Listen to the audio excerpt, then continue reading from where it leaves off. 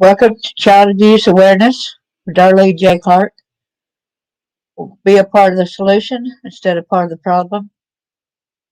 We deal with child abuse, physical, child sexual, child exploitation, neglect, and abandonment with one caring community. Please like, subscribe, and share.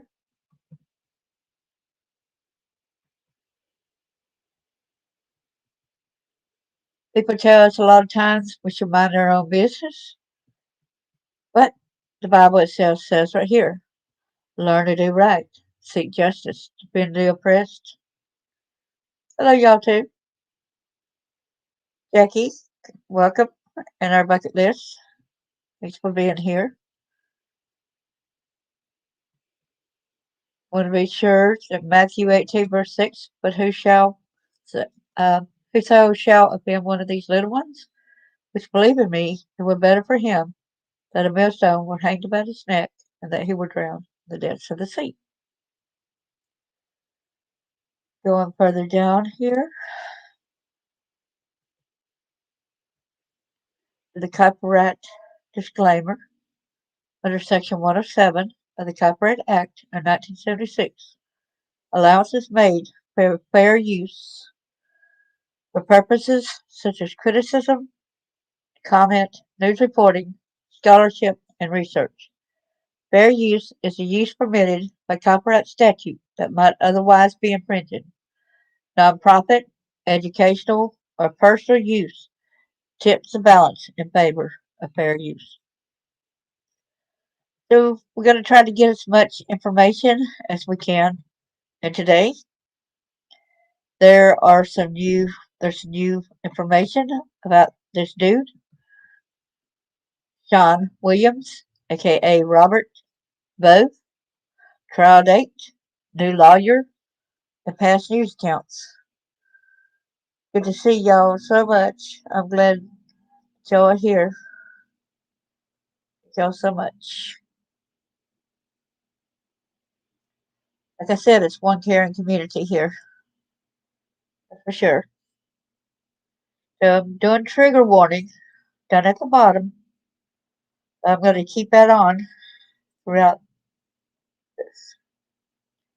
We have heard of Sean Williams recently. Welcome whoever just came in as well. Thank you for being here. Okay, to get to, let me share with y'all the latest on this, and then I'll get to some of the past stories that I even knew nothing about. Some I did, some I didn't. Sean Williams gets new attorney, trials push to March.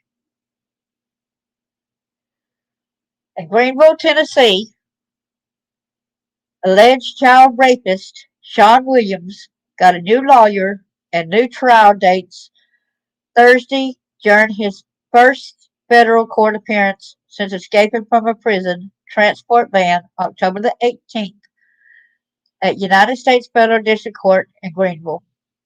Shackled and wearing a brown striped jumpsuit, the 52-year-old Williams had a bandage on the left side of his neck, presumably covered a wound from a reported suicide attempt Tuesday with a short proceeding. The hearing opened with Wyrick noting that Williams and attorneys were there for multiple reasons and making sure he was competent for the day's proceedings. He said, I haven't slept in 4 days, but I believe I'm competent enough to answer what I'm here for today, Williams said. He entered an initial not guilty plea to the October 18th escape charge. Not guilty, yet he ran? Not guilty of escape? Excuse me? Wyrick then dismissed most people in attendance for a short closed conference with Bryce McKenzie, Williams's appointed defense counsel, to discuss his sealed motion to withdraw from the case. The motion and conference were closed because of attorney-client privilege issues. And as you said, to discuss, he got This motion was sealed. That means you will not be able to see why. We can always speculate, but that's not going to be good because it is sealed attorney-client privilege issues. Wyrick granted McKenzie's motion and appointed as his replacement Greenville attorney Joe McCarthy. McCarthy becomes Williams' third appointed attorney since his first federal court appearance in May. David Leonard was the first. So McCarthy actually inherits a client whose current federal charges in the Eastern District of Tennessee include 3 counts of producing child pornography, 1 count of attempted escape, and 1 count of escape. Wyrick pushed Williams' child pornography trial date back from January the 23rd to March 26th, with motions due by February the 2nd, responses to motions February the 16th, and a plea deadline of March 12th. Megan Gomez, who represents the United States in the cases against Williams, told Wyrick she estimated that the trial could last for 4 days. I believe that's her, if I'm not mistaken. So, U.S. Marshal David Jolly speaks to reporters after Sean Williams' federal court appearance in Greenville, Tennessee, December the 21st, 2023. After granting Gomez's request to merge the October escape charge with the earlier attempted escape count, Wyrick set that trial for March the 19th. Motions are due January the 19th, responses January 29th, and a plea deadline is February 27th. Williams faces up to 5 years on each of the escape counts if convicted, and 15 to 30 years on each of the child pornography counts if convicted. Child pornography? What about the child rape? He actually raped somebody, 2 of them, and did sexual things with. What about those? It goes beyond child pornography. Excuse me, y'all. What about those charges? One of them was under the age of 2. He faces a host of other federal and state charges with potential sentences that can run into hundreds of years if levied consecutively. Okay, so that might have answered my question there, right? Excluding his time as an escapee from October 18th to November 21st, Williams has been jailed since his April 29th arrest in Cullowhee, North Carolina. He had been on the run for almost 2 years at that point following Johnson City police officers' unsuccessful attempt to serve a federal warrant charging him with being a felon in possession of ammunition when he was arrested by Western Carolina University officer checking an off-campus parking lot. He was initially charged with drug trafficking as a result of that stop, but the child pornography charges resulted from video and still images West Carolina University officers allegedly found while searching for drug transaction information on computers and storage devices seized during Williams' arrest. Williams faces 2 counts of drug trafficking and 3 counts relating to possession of child pornography in Western Carolina Federal District Court. In Washington County, Tennessee, court at the state level, he also faces 6 child rape. Y'all see that? He faces 6 child rape or child sexual abuse charges relating to the 3 alleged incidents that led to the child pornography production charges and allegedly occurred at his Johnson City apartment. See, the thing about it is, he's busted. This was a stupid guy. He video recorded his attacks. So guess what? There's proof. There's a proof. U.S. Marshals for the Eastern Division of Tennessee, David Jolly, spoke to reporters outside the courthouse following the 30-minute hearing. The bulk ultimately stopped with Jolly when Williams managed to escape from a transport van being driven by Laurel County, Kentucky deputies who were taking him to the originally scheduled hearing on McKenzie's motion to withdraw. It was great to finally get to this day where we actually have him here in the courtroom and no drama today, Jolly said. After he was captured November 21st in Florida, Williams was held by a special arm of the U.S. Marshal Service that specialized in prisoner transport. Hot diggity dog. He actually was transported by U.S. Marshal Service.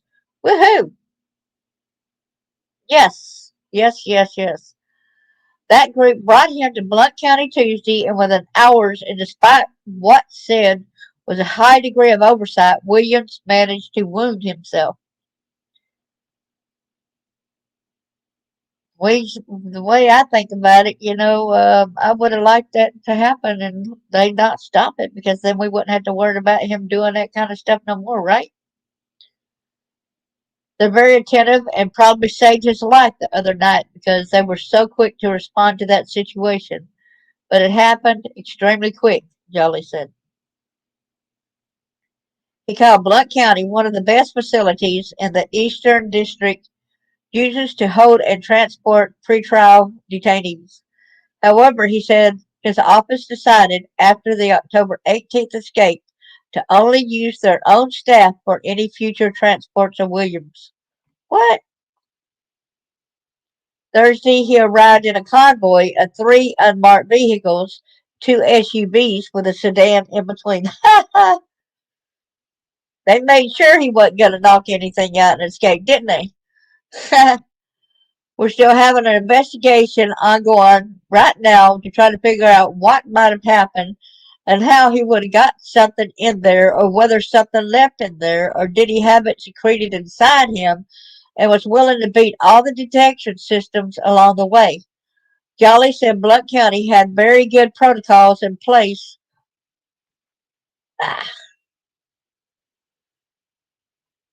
to try and prevent Williams from harming himself, and he was in an isolation cell.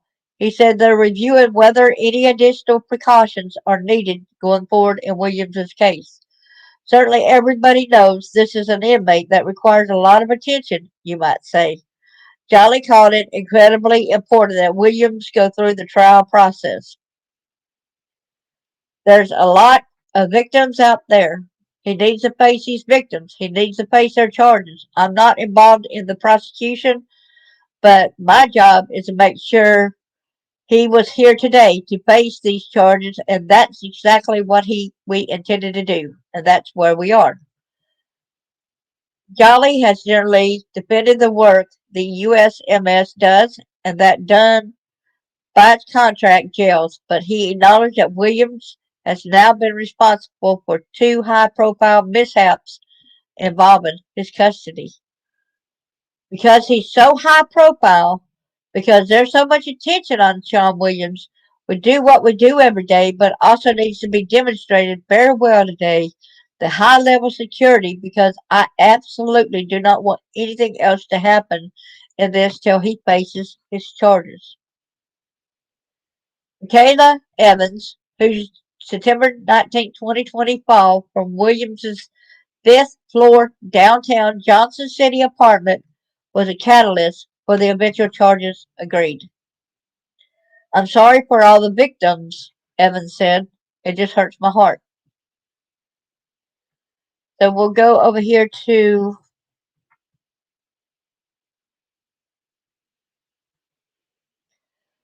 now this is about the Sean Williams case where I'm going to one of the first stories. But this lady had spoke out before. She tried to get charges to get the cops to do an investigation to help the women. And so they ended up firing her because she caused so much of a stink, want them to investigate Sean Williams. And yet they did nothing, but they fired her instead.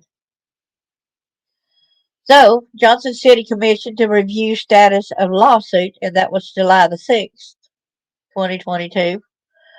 So, Johnson City Commissioners will meet behind closed doors Thursday to discuss an attorney's lawsuit. This is where we're going back to the very first part of this, okay? So, we're going backwards in a way, okay? Thursday to discuss an attorney's lawsuit against the city alleging she was dismissed in retaliation after she attempted to get police to more thoroughly investigate an alleged serial rapist and drug dealer. The 4:30 p.m. executive session will precede the Commission's regular 6 p.m. meeting. A group calling for Johnson City Police Chief Carl Turner to be suspended while the city conducts an independent audit of the police department plans to demonstrate outside City Hall before the meeting and have members in attendance. A statement from the city says the executive session is to discuss the litigation status of Dahl versus City of Johnson City. Kateri Cat Dahl has sued Turner individually. Three unnamed Johnson City Police Department officers and the city in relation to the case surrounding a downtown businessman, the case called Robert Voe. Y'all see that alias right there? Robert Voe? So when y'all hear some people say Robert Voe, know that is also Sean Williams. Dahl was a special assistant U.S. attorney working for the Johnson City Police Department through a memorandum of understanding with the U.S. Attorney's Office in Greenville. Dahl's June 23rd suit claims that Johnson City Police Department leaders and investigators, including Turner, stonewalled her repeated attempts from September 2020 through June 2021 to convince them to broaden the case against Voe beyond a federal charge of felon in possession of ammunition. It alleges that there was sufficient information to investigate Voe for a string of incidents in which he drugged and sexually assaulted women he would meet downtown. But they did nothing, y'all. Instead, they fired her. She tried to bring awareness. She tried to bring relief. She knew that these kind of things would happen because they had the videos, they had the pictures. Guess what? The Johnson Police Department did nothing. They did nothing except for fire her. Editor's note, News Channel 11 is currently not using the real name of the man known as Robert Voe in a federal lawsuit filed against Johnson City Police Chief Carl Turner and others pending availability of official records that would make it legally appropriate to name him. The portion of this suit related directly to the city hinges on a Tennessee statute, TCA 51304, titled Discharge for Refusal to Participate in or Remain Silent about Illegal Activities, also known as the Tennessee Public Protection Act. While the suit's first four counts are against Turner and individual officers, Count V claims TPPA retaliatory discharge against Johnson City. The state law says no employee shall be discharged or terminated solely for refusing to participate in or for refusing to remain silent about illegal activities. But she was fired because she refused to remain silent. You are a hero to all of us, Mrs. Dahl. Thank you for getting this out from a lot of people who actually care about getting the word out against these things happening. It defines illegal activities as anything violating the criminal or civil code of Tennessee, or the U.S., or any regulation intended to promote public health, safety, and welfare. While the suit alleges that Turner acted unilaterally in refusing to renew Dahl's MOU in late June 2021, it still names Johnson City because city funds paid Dahl's salary. Johnson City terminated Dahl for refusing to participate in or refusing to remain silent about illegal activities, namely Dahl's allegations about Johnson City Police Department's failures to investigate and seize Voe, and about Johnson City Police Department being either corrupt or plainly incompetent, the lawsuit claims. The count requests a judgment for a retaliatory discharge against Johnson City under the PPA, the awarding of damages in an unspecified amount, and awarded dog costs and reasonable attorney's fees. The City of Johnson City has declined to comment on the lawsuit since first being asked on June the 29th. I'm going to stop sharing because I got to go back, and I would have to go back to over there and at the back of the page up. It's a lot of files and folders, and then I had to show more. There's a lot that's with this case, y'all. So I'm trying to get to the gist of getting as much information out there as possible. Okay, we're still going beyond 4 months ago, so we're still going even 5 months ago. See how far this is going back that they did nothing? Nothing at all?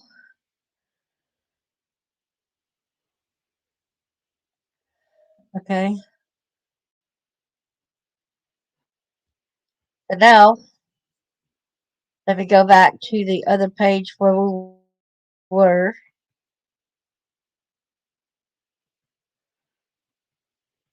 And where I can show y'all. It is unbelievable. It's crazy. And it does make you sick, and it's disgusting, y'all. Share screen again.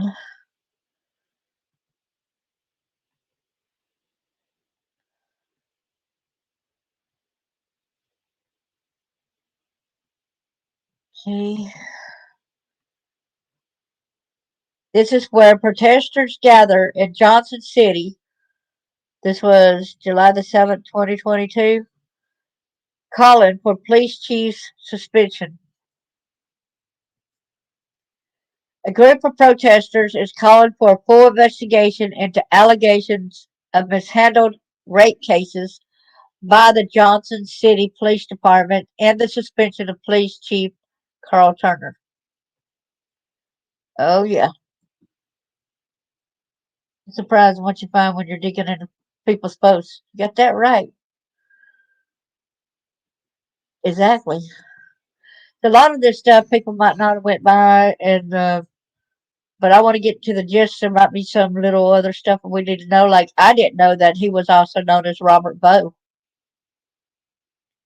People gathered Thursday outside of Johnson City's hall to protest in response to the alleged inconsistent handling of sexual assault cases brought to the public's eye in a lawsuit filed by a former federal investigator who claimed she was fired by Turner in retaliation for repeatedly trying to build a stronger case against a man referred to in the documents as Robert Voe. The protest took place at the time of Johnson City's first scheduled commission meeting since the lawsuit was filed June the 23rd. While the topic was not on the agenda, commissioners met in a closed-door meeting ahead of the scheduled regular called 6 p.m. meeting to discuss the lawsuit and the allegations filed against the city, its police chief, and three unnamed Johnson City Police Department officers. Our fiscal objective is to fill the chamber halls to capacity, and whoever is left will be out here with signs, said protest organizer Ben Putman. Protesters sat inside the meeting when it began and lined the streets outside City Hall to voice their concern. Thank you, everyone. Signs posted outside of City Hall are reminding protesters that disruption of the commission meeting is not allowed. The group gathered to protest outlined four demands of city leadership. First, that Chief Turner is suspended pending a third-party investigation of the department's handling of sexual assault cases. I agree with that. Y'all agree with each one as I read it? Put a 1, please. Second, to test any untested rape kits at Johnson City Police Department. There's another one. Third, diverting some department funds to programs helping sexual assault victims. There's another one. And last, to establish a community accountability board for police oversight. Definitely another one. It's disgusting that we're going to have a department that operates with any slack or corruption. They are supposed to be guardians of our community. Sexual assault is one of the worst crimes you can commit, and we seem to have an absolute plague of it here, said Putland. Johnson City Manager Kathy Ball told News 11 the city will pursue a third-party external investigations of the allegations against the police department. She made no mention of suspending Police Chief Carl Turner while that review took place. That's sickening, isn't it, y'all?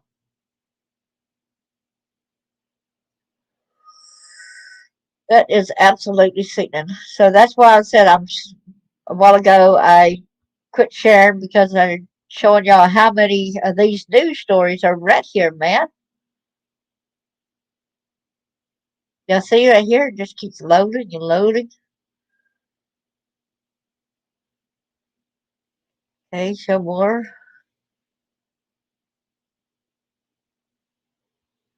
Okay.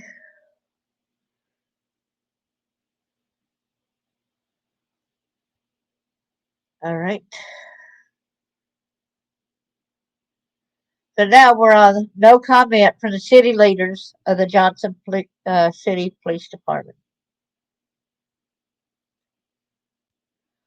No comment.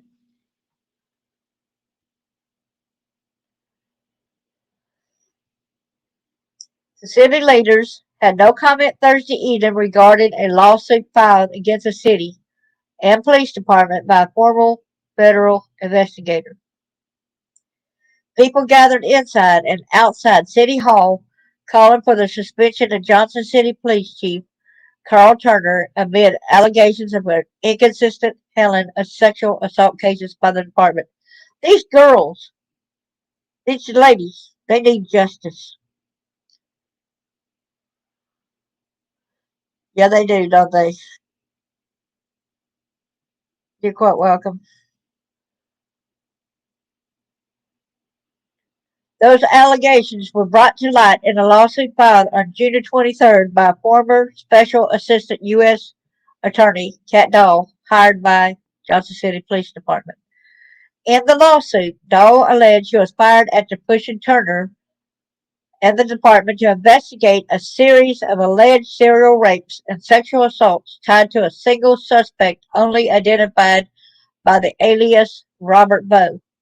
City commercials, why did they, for one, two, I wonder why they put a fake name up there. Why could they not use the real name? Why did they have to use an alias? Why did they have to do all this when this guy's a perpetrator? Why are you trying to protect this businessman that's got a lot of money? Are y'all got some kind of ties with him or what? Is that why you're not wanting to do nothing about it? Because y'all got ties with something that he's doing too? City commissioners met to discuss the lawsuit in a closed-door meeting prior to Thursday night's regular commission meeting. On Wednesday, city manager Kathy Ball said the city will request a third-party review of the police department's actions surrounding the lawsuit. When asked if any decision was made during Thursday's meeting, Ball told News at Channel 11 that she could not comment on pending litigation. Vice Mayor Todd Fowler, y'all remember that name, said the meeting was purely informational and no action was taken. I don't think I'll go ahead and vote for Todd Fowler either, y'all. I think he would be a no-go to do anything, you know? He would be a no-go. So y'all, I would not vote for him if y'all. It was just an informational meeting for us to know what's going in the lawsuit, Fowler said after the meeting. Several protesters gathered at City Hall to call for a full investigation into allegations of police department mishandled rape cases. They also called for Turner to be suspended. Well, heck, if y'all don't do anything with y'all being on the city council, y'all need to all go too, including the mayor and the vice mayor there. Victoria Hewlett was among those protesting outside. She called on city leaders to host a town hall to hear community concerns about the content of the lawsuit. They should give us a seat at the table and give us a chance to speak because a lot of us knew about this guy, Voe, Hewlett said. During the regular commission meeting, the lawsuit did not come up until a citizen named Jeff Clark spoke up during public comment regarding the Ash Street Courthouse. He was interrupted and told that the discussion was limited to the agenda item at hand. Our police department, with our chief, who is, Clark said before Fowler stopped his comment. Mr. Clark, it's not on our agenda, so we're talking about the Ash Street Courthouse, and that's all, Fowler said. What? See, right there, they shut him up. They shut him up when they wanted to talk about it. See, right there, they shut the person up. Clark replied, I'm talking about the fact that no one's going to feel safe with a chief who denies rape. Woo! Way to go, Clark. Way to go. Ball told Clark in the audience the city was instructed by their attorney to not speak on the pending litigation. Citizens can sign up to speak during commission meetings, but only on things that are on the agenda. Notices were posted on City Hall doors about policies on disrupting public meetings. Why can the people not have a voice? You are shutting them up. At least let them talk about their concerns. That's not right. Y'all might not can respond or anything about whatever, but let the people have a voice. Y'all are hired by the people. Y'all are not in control of the people. The people are supposedly in control of you because you're supposed to be working for the people, not against the people, like all these perpetrators and all these people that's doing right now, as we're speaking about. Oh, man. Yeah, there definitely is something wrong in Tennessee for sure. You got that right. You got that right. Guess everybody should know about him. There's something wrong in Tennessee for sure. Especially since I've been pointing stuff out with the other cases too that's going on and they're not doing nothing, huh? Caitlin Yarborough, one of the protest organizers, said the city's message was clear. They want us to be silent. They don't want us to be here. It's a culture of sweeping things under the rug, Yarborough said. Before the meeting was adjourned, two commissioners told the audience anyone with questions could contact them via email or via cell phone, both available on the city's website. Ben Putnam, another protest organizer, said that hasn't been the case before leaving the meeting. My calls and emails weren't returned. Don't listen to them. They're lying to you. We'll be outside waiting to talk to you, Putnam said.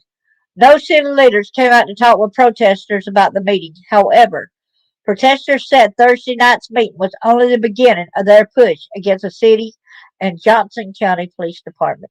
Way to go, people. Way to go. Stand your ground. Protect our kids. Protect the women. Protect. Oh, man. Everyone in that seems like that whole police department needs to be investigated, in my honest opinion.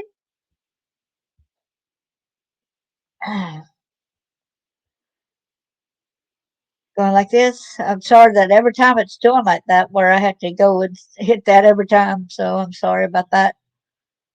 Just be patient, please.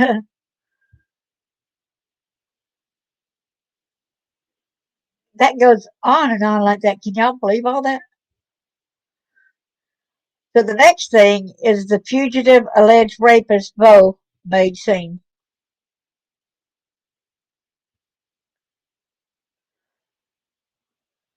Let's see what this is. Fugitive alleged rapist Voe made a scene at county office in April. Editor's note: News Channel 11 is currently not using the real name of the man known as Robert Voe, which we know now his real name is Sean Williams. We do not care who the person's alleged name is. We know the guy's name is Sean Williams. All right. In Jonesboro, Tennessee. Who's familiar with Jonesboro, Tennessee, y'all? Who's familiar with hearing about Jonesboro, Tennessee and other cases? And this guy is a pedophile that's raped kids and raped women. He allegedly been wanted for more than a year, and Johnson City city manager stated Wednesday, please continue to search for him. But documents and News 11 interviews reveal that alleged serial rapist Robert Voe may at times have been hiding in plain sight. That has caused a disturbance at the Washington County Register of Deeds office on April 19th, and that at least one person claimed to be actively informing Johnson City police about his potential whereabouts. Okay. Here is the Washington County Register of Deeds, Teresa Bowman. Bowman says she and two colleagues at her office are convinced a man who made a scene at the office April the 19th is the alleged serial rapist Robert Voe, Sean Williams. No, it don't. It don't belong to the freaky church, you know. It's kind of crazy, ain't it? It makes you wonder if some of these people, yeah, they don't like women who speak up, wear a threat to their behavior, because we know Scottish. But the weird thing is, I'm wondering if some of these other people belong to it, you know? I wonder whether some of these other people in here belong to that freakish church. You know?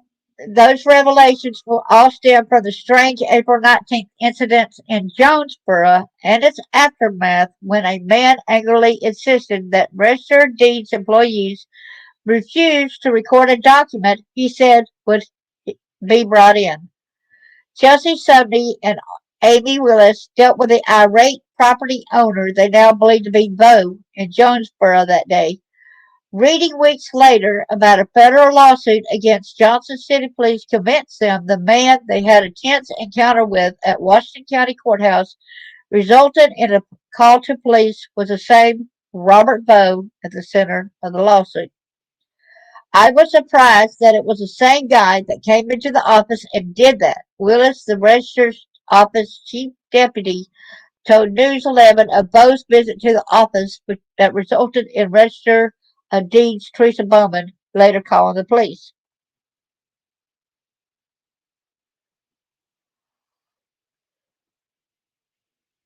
The Scottish word meaning creep, that's right.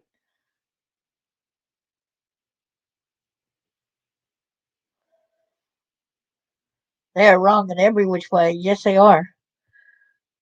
By that, Willis referred to the man's aggressive demands that her office prevent another person from filing a document related to a downtown property he owned, saying it was fraudulent.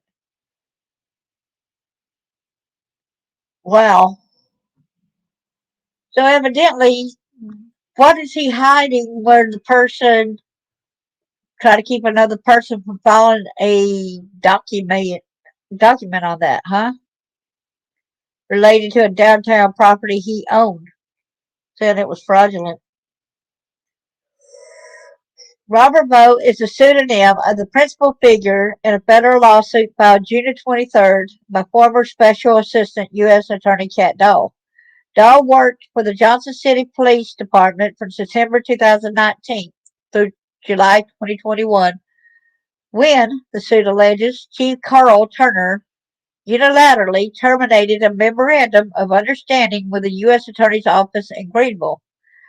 We need to look up a map and find out where Greenville, Tennessee is, how, close that is to all these other, like, Summer Wells case and everything else, because we heard a lot of times that some of the times they said that, why did Don Wells go to Franklin, Tennessee? Well, there's the criminal justice court judge Deanna Johnson from that weird church. And then there's that Senator Jack Johnson that's letting those rapes go by in Johnson County. In Franklin, Tennessee. Dawes suit claims JCPD leaders and investigators, including Turner, stonewalled her repeated attempts from September 2020 through June 21 to convince them to broaden the case against Voe. Okay, we'll go down further. After News Channel 11 broke the lawsuit story on June 29th, and people flooded social media with pictures and the name of the man that dozens were claiming was Voe, Willis said she recognized him by his appearance and his address. Summy and Bowman confirmed the same. What the three public servants in Bowman's office knew about Voe extended well beyond what most people comment on social media did. When they went home that day of their stressful encounter, they learned that Voe was wanted by the police. First from an attorney that Bowman called after Voe had left her office, and later from Ben Ziegler, the Jonesboro police officer who took their report. Yes, it is. Bookkeeper Chelsea Summy was the first to speak to the man they later determined was Robert Voe when he called the office early April the 19th. It was Summy who first spoke to the man right after we opened at 8 o'clock, she said. Somebody said she called and told her if someone came to record a document related to a property he owned in downtown Johnson City, the clerk shouldn't allow it. He was angry. He was yelling, "Do not record that document. It's a fraudulent activity about to happen," somebody said. She said she reviewed the office's policy for the man. As long as it meets a requirement, we had to file it, she said. We went through that a couple of times. Somebody said to man that if he believed someone had filed a fraudulent document related to one of his properties, he should see an attorney. He at that point was still angry, said he was on his way down there, and he hung up the phone. Somebody told her colleagues to be on the lookout. Within minutes, the man showed up. Willis overheard him beginning to argue with another clerk and came to speak with him. She said she gave him the same information Summy had. He was visibly shaken from head to toe, and he just got mad, and he stood up and kind of lunged towards us, and then he walked out the door.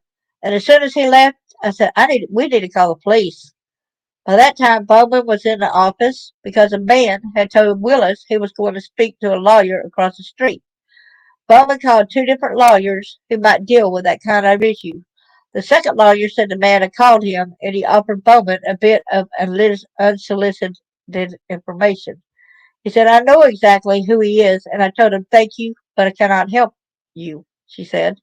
He told me that there were warrants against him and that he was not a very good person.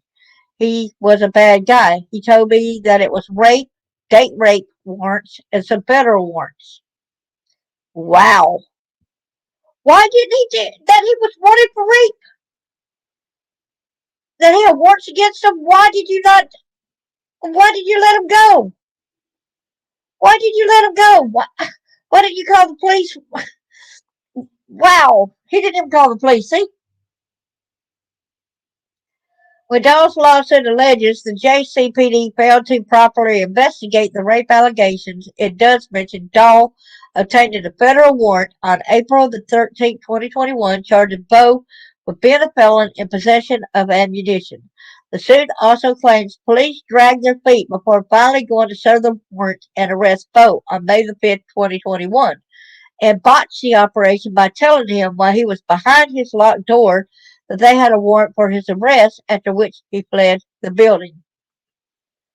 Wow. The attorney's comments convinced Bowman to call the Jonesboro Police Department, which sent Officer Ben Ziegler to her office. There's the deed record. The man that caused the disturbance April the 19th was demanding that county officials not file a document relating to his property. The women all said Ziegler recorded their statements and went on his way. They told Ziegler he had given the first name of a woman he said would bring the fraudulent deed for the downtown property.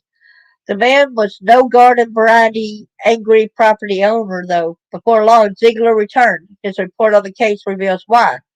It was later determined that the suspect has a federal warrant from the U.S. Marshal Service for weapons violations, Ziegler wrote.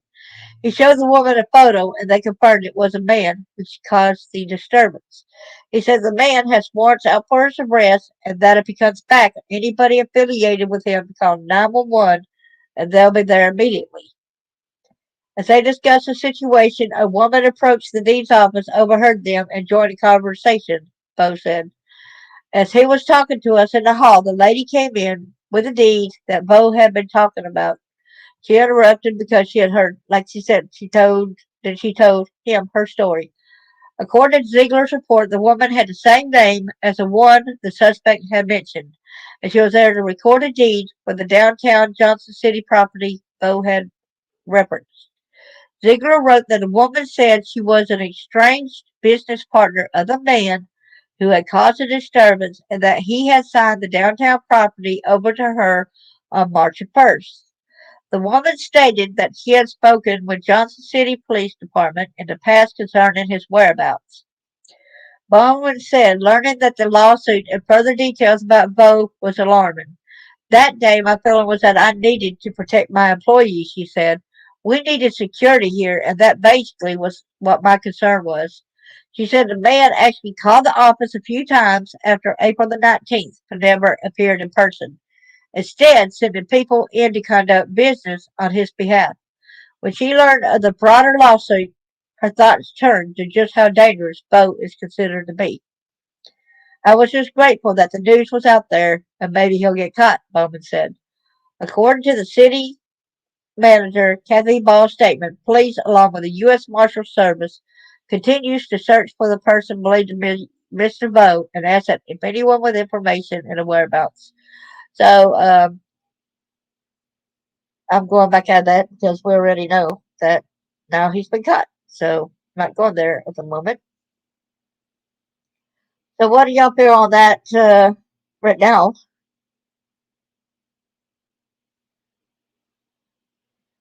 So what's your take on what y'all heard so far?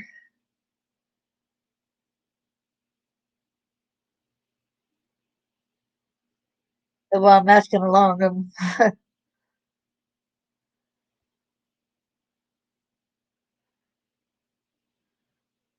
this case is crazy, isn't it, y'all?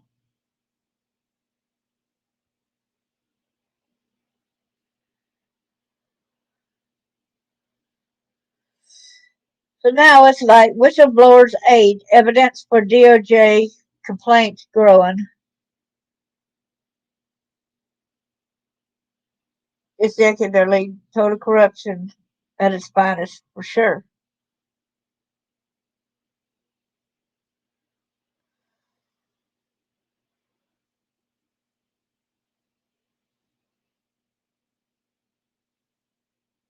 Let's go down here. So I hate it when it does these ads right here. Okay, so there's the whistleblower's aid, evidence for DOJ Department of Justice complaint growing in the Johnson City Police Department case.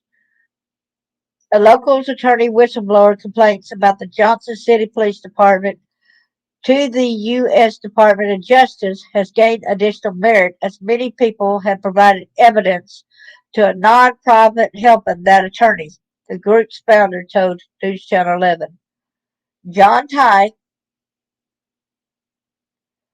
an attorney and prominent former whistleblower, said much additional evidence has come to the nonprofit whistleblower aid since he first spoke to News Channel 11 on July the 1st. He asked community for information during that interview, and whistleblower aid also used targeted social media ads designed to gain more accounts related to Johnson City Police Department alleged failure to fully investigate rape and other allegations against a downtown Johnson City business owner. The new inquiries we've all had over the last couple of weeks have solidified a lot of things, have opened up new prospects that we weren't aware of a couple of weeks ago, and have really validated a lot of facts in the complaint. Whistleblower Aid, a 5-year-old organization that's already represented Facebook whistleblower Frances Haugen as well as other prominent government and corporate cases, is representing Cat Dahl, a former special assistant U.S. attorney who worked at Johnson City Police Department from 2019 to 2021, through an agreement with the region's federal agency attorney's office. Our mission is to help whistleblowers, witnesses, report what they know lawfully, safely, and securely. Thank you for the whistleblowers. We help people like Kat and others who have seen something wrong to find a safe way to come forward and report that. And that's what we're seeing in Johnson City. And here's the same thing as what it said in the allegations against the business owner. Ty's group is representing her in two official complaints to the DOJ that are separate from the lawsuit, but still revolve around the Johnson City Police Department alleged conduct. One is with the Office of Inspector General. Wow.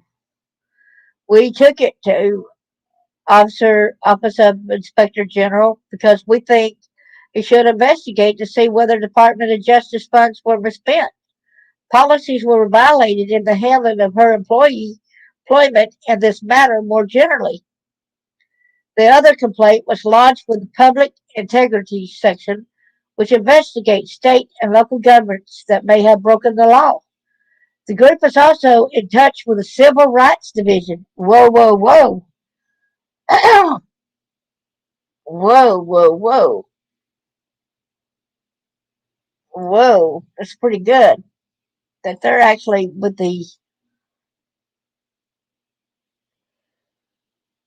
Civil Rights Division because it's charged with investigating sex trafficking and other federal sex crimes.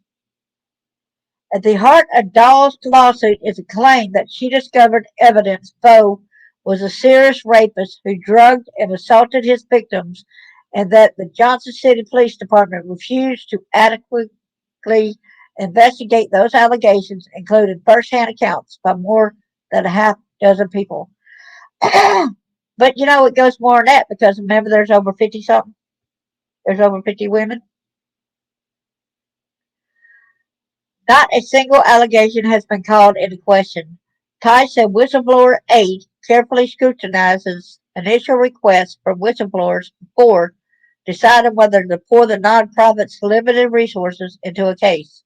He said the team reviews documentary evidence ranging from emails to video, audio, and more to determine the likely credibility of both the allegations and the witness. We obviously investigate these things before we commit, and with Kat, what she was alleging was shocking, but the more we looked into it, it was a strong case. And I will say, since the reporting on this, we've had all these inquiries come in. Not a single allegation has been called into question. Just the opposite. We've had all kinds of people and new evidence come in confirming everything, and in fact providing a lot more details and context to the overall narrative. Way to go. The lawsuit, which Ty said he would let speak for itself, references an apparent widespread knowledge in the downtown nightlife scene about Voe's alleged behaviors. Wow. It also makes strong allegations about the police discrediting and dismissing potential rape victims as part of a culture that Dahl alleges was either incompetent, corrupt, or both when it came to investigations on Voe.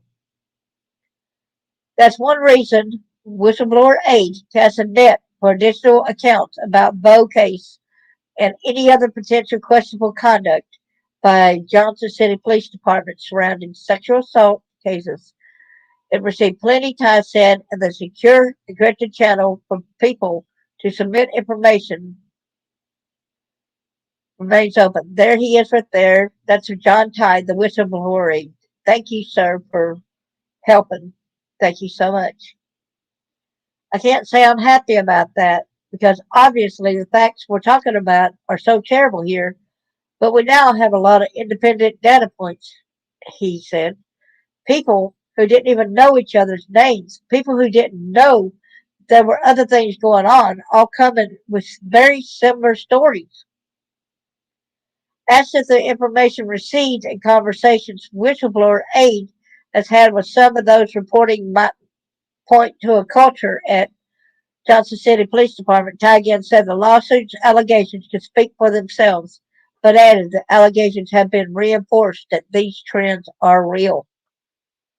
On the DOJ front, Ty said he believes the evidence whistleblower aid has gathered provides sufficient facts and evidence to bring prosecution, and that the group is certainly calling on the Department of Justice to investigate. While any investigation potential indictments and prosecutions could take years to play out, Ty said the DOJ can move quickly if it needs to. He said the lawsuit makes it pretty clear who might be liable depending on whether evidence leaks. Ty also said he's followed the public outcry that has surrounded the case, including a protest outside the City Hall, calls for JCPD Chief Carl Turner's suspension pending an investigation, and additional demands for a police accountability board.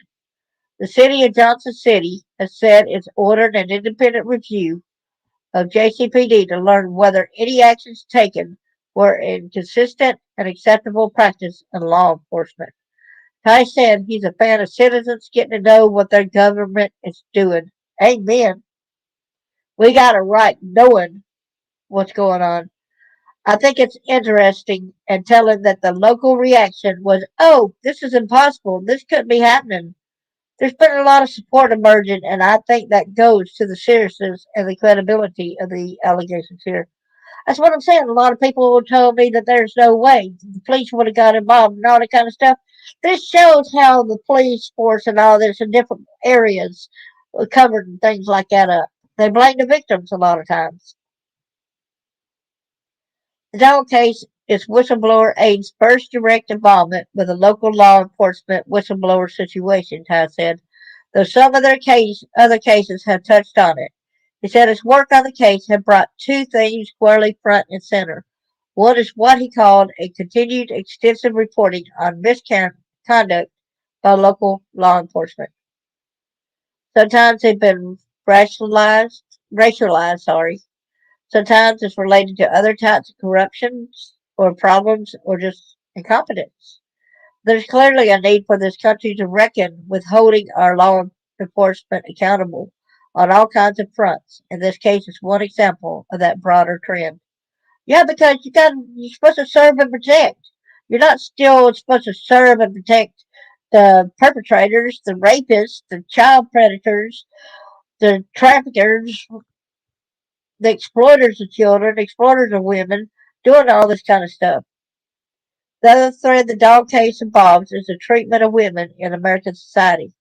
Whistleblower aid has been involved in cases involving both Harvey Weinstein and Jeffrey Epstein, who were accused of various serial sex offenses. Wow. Well, did y'all know that? I didn't. Whistleblower aid. Whistleblower aid, it's going back to 2017 or 2018, has represented women either reporting harassment, misconduct, or other kinds of workplace issues in U.S. federal agencies and municipal agencies, he said. He called it an issue that cuts across the partisan lines that we've seen consistently in federal government, local government, all over the places, and we consider this squarely within our mission at Whistleblower Aid to help victims and witnesses to come forward and tell their stories.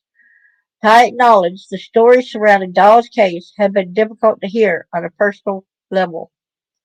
To hear some of these stories, it affects me, and I know it affects others on the team.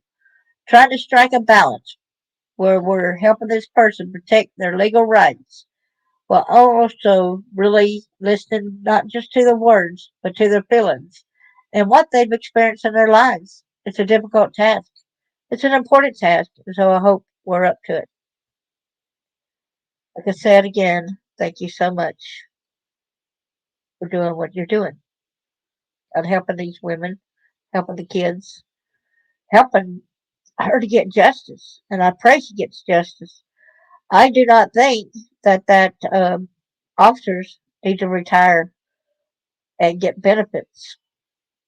I do not think that they deserve the benefits of retirement. You need to resign without pay. You did not serve and protect. You did not do your job. You, matter of fact, maybe did your job to help the perpetrator, that business owner who was doing these heinous acts. If y'all would have did an investigation, it would have shown. There's a Johnson City manager on Police Review. I'm not sure y'all want to continue watching all these. This said about 6 months ago. They said Johnson City manager on police conduct review. We take this very seriously.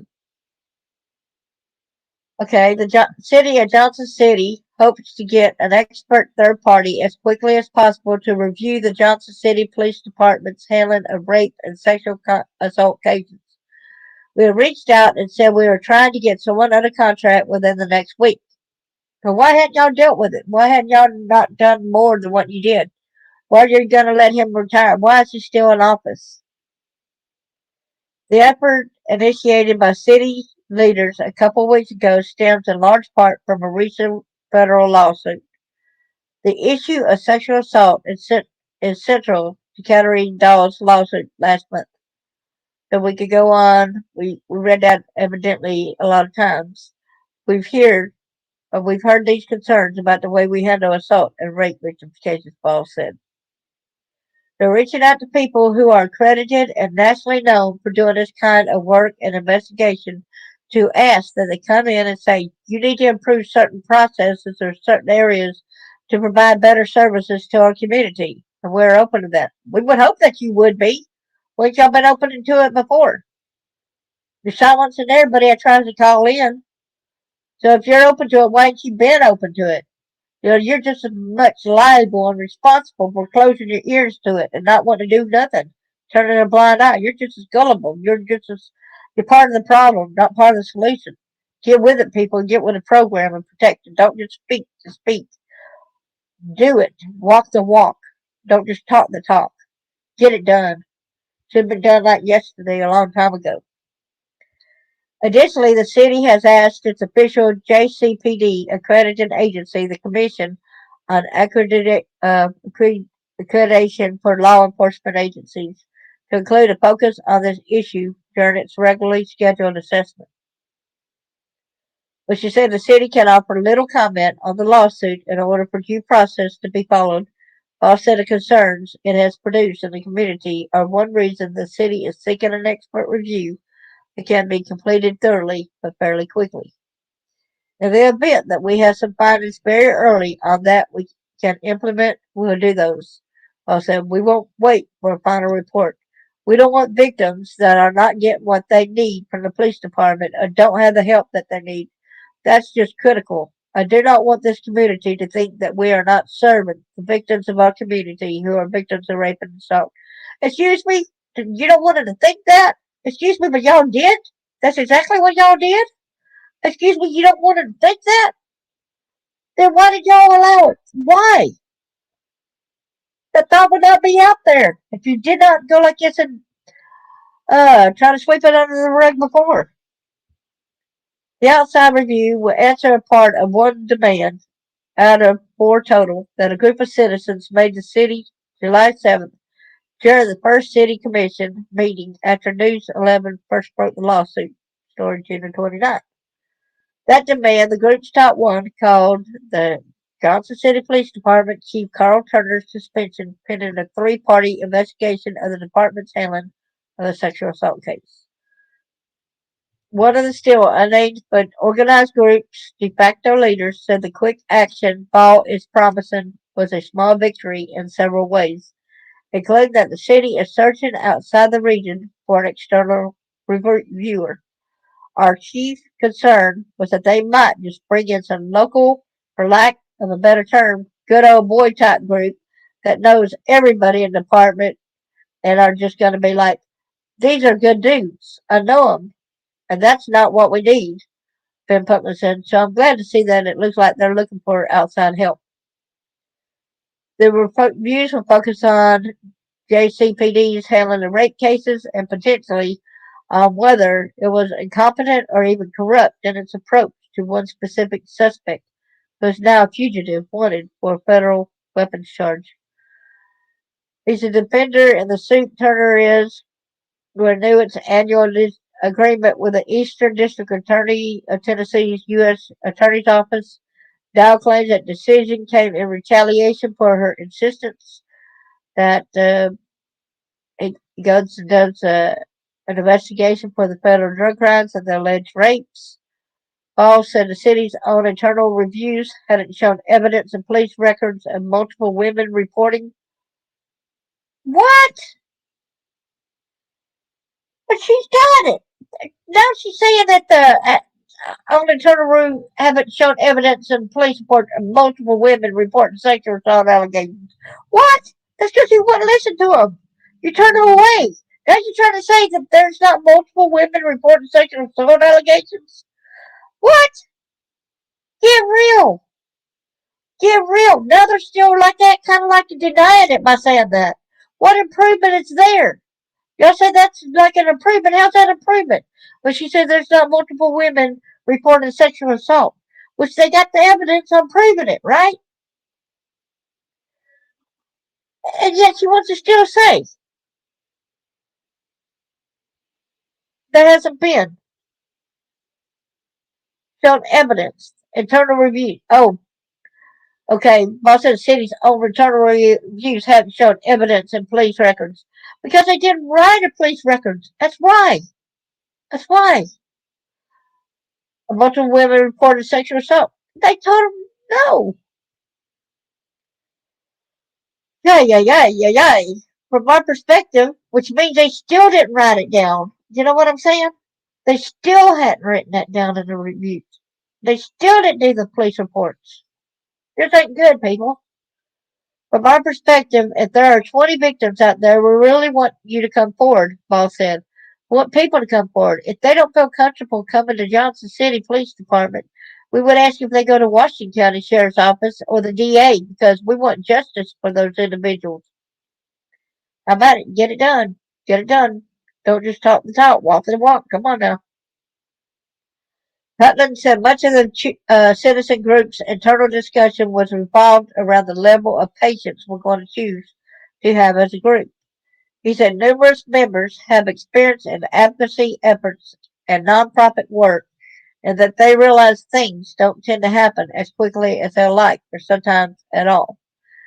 If we can have some clear and transparent communication along the way as much as they're allowed, we know that they can't say everything, but hey, we're talking to some people.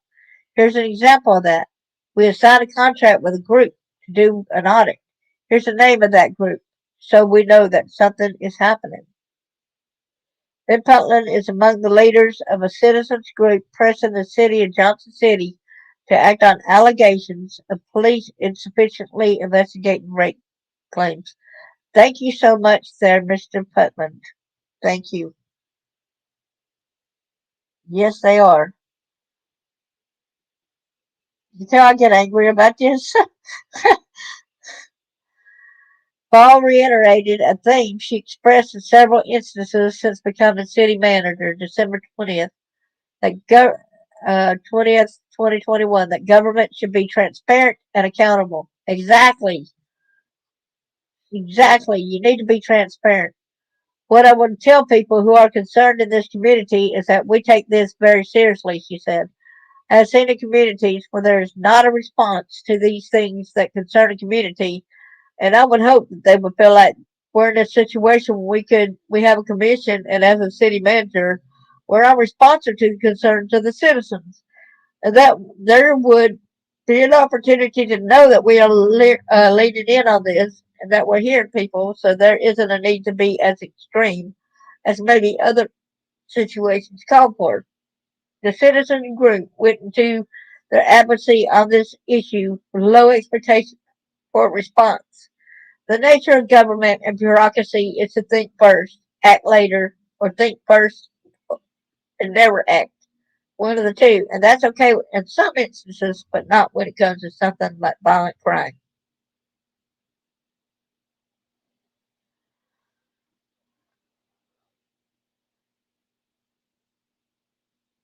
Oh, yeah. Better get past questions, say you can't remember. That's how a lot of them do. Putnam called group members hopeful skeptics and said they're used to a lot more losses than victories in their efforts. We continue to do that work because we are hopeful and we want things to get better. Pullen said, so we will take small victories when we get them, and we to take this as a small victory at least. Paul made it sound as though she hoped community leader members like Putnam will believe they won more than just small victories by the end of the process. I do everything I can to make sure all of our community are safe, and I would not take any action or inaction, which is also what a lot of activists are concerned about. That would not be in best interest of the community. Now that's a lot of words, and I get when people are in a situation when they're a victim of a crime that sometimes those don't fill the spaces and the holes within our heart. And what I would say to them is just, we won't leave you out there. We will try to get answers. We will find information. Asked about whether being Johnson City's first female city manager and the mother of a daughter affected her approach to this challenge, Paul said you can't separate the two. I'm a mother of a 15-year-old. I'm a woman. I have a lot of women that I care about, and I care deeply, and I would not want to see myself or my daughter or anyone that I love or anybody in the community suffer some of the things that have happened. Having said that, I equally say that I believe that it is important that fairness and justice be served to everyone. I think that's when this community believes in. I think rushing to judgment without having facts is equally harmful. And so, from my heart of hearts, from the concept of thinking about the victims to thinking about people being accused unjustly and information getting out without all the facts concerns me as much as a mother. Any additional review of the case, for instance, from the Tennessee Bureau of Investigation or FBI, would occur through different channels. The city's legal department has contacted the FBI, but the agency has indicated there is not efficient evidence or proof of a crime to justify their involvement. What? What? Are you? Are what? The city's legal department has contacted FBI, but the agency has indicated there is not sufficient evidence or proof of a crime to justify their involvement. Do what? Wow. Wow. Wow. Wow. They had the videos, y'all. They had the child porno videos. Okay? They had the ammunitions, right? They had the escape stuff, right? But there's not enough evidence to go and do this put against this guy. FBI said that. Are you? Ooh. Okay, federal government, you're not stepping up. Wow.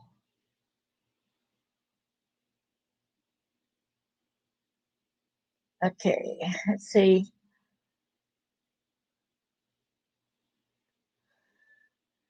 Okay, there's some different things on the affidavits, computer files show 52. I'm not going to go ahead and show everything because there is so much on this. It's unreal. See, this is where the computer file shows 52 Sean Williams alleged rapes. Okay, 52.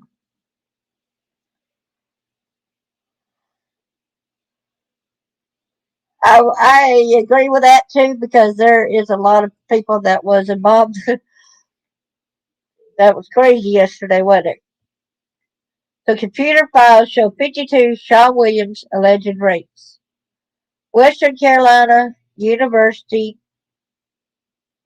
police found devices with images and video of more than 50 rapes allegedly committed by Shaw Williams in Johnson City after arresting him in late April. A search warrant affidavit filed in Jonesboro, Tennessee states. But see, he was caught with having that stuff in the Carolinas, North Carolina.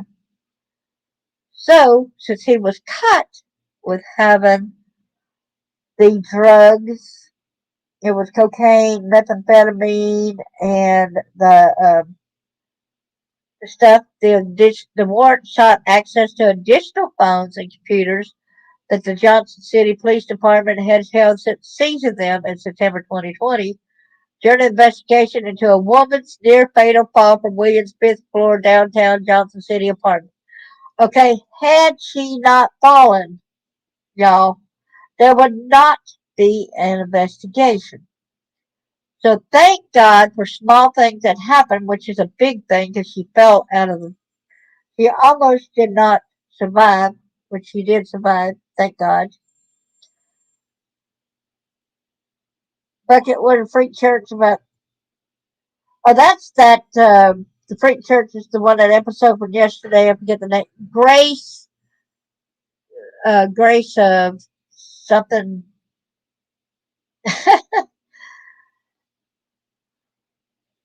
That Grace Christian Academy or something like that.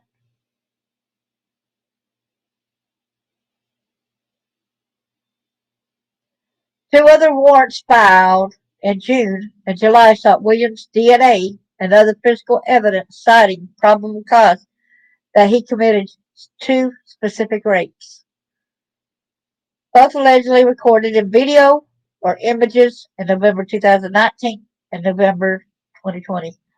Okay, how many has he actually been in? That's also probably not recorded. Probably didn't record all of them. It says your affiant has identified approximately 52 female victims, which are depicted in digital images or videos being sexually assaulted by Williams. These assaults will appear to occur while the female victims were in an obvious state of unconsciousness and are identifiable as having occurred at Williams' apartment. Okay. Video photo evidence was on the North Carolina devices that showed sexual assaults not just on those two women, but on three others who filed sexual assault complaints with JCPD between June and November 2020, according to affidavit. That might have been the tip of the iceberg. But see, the thing about it is, it was filed even in June. Look at these different people that filed that. That lady said there's none in the police system. See, she said there ain't multiple cases. And look at that. There's a couple, multiple right here. There's two, uh, of course, but on three others who filed sexual assault complaints also too. That's multiple women, is it not? They had the records when people come in there and complain. Where's the records? Where's the police reports on them doing it?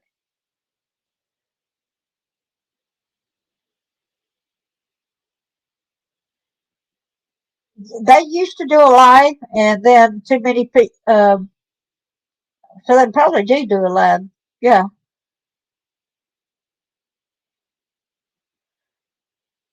Yeah. Way to go. Do that, girl. Do that, girl. Yes, do that. Grace Christian Academy. Yes, do that for sure.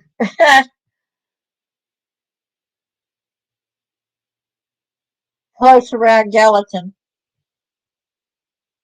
These assaults all appear to occur while the female victims were in an obvious state of unconsciousness and are identifiable as having occurred at Williams' apartment at 200 East Main Street in Johnson City, the narrative continues. Little affidavits supporting a search warrant requested access to four phones, four computers, and three memory cards of Williams's that the Johnson City Police Department seized around September 23rd, 2020. Two additional affidavits requested permission to collect DNA and other physical information from Williams, who had been jailed since April 29th, for possible use in two specific rape prosecutions. Well, he was out on the run for that long. How many other people did he rape? Little's affidavit also argued probable cause that Williams allegedly sexually assaulted at least two children at his apartment. Yes, they had pictures and videos of him assaulting two small children. One of them was under the age of two. Two separate federal civil lawsuits claim the 51-year-old Williams, who is currently jailed and faces federal charges, was a serial rapist whose victims encountered a JCPD that was negligent at best and corrupt at worst when it came to the downtown business owner.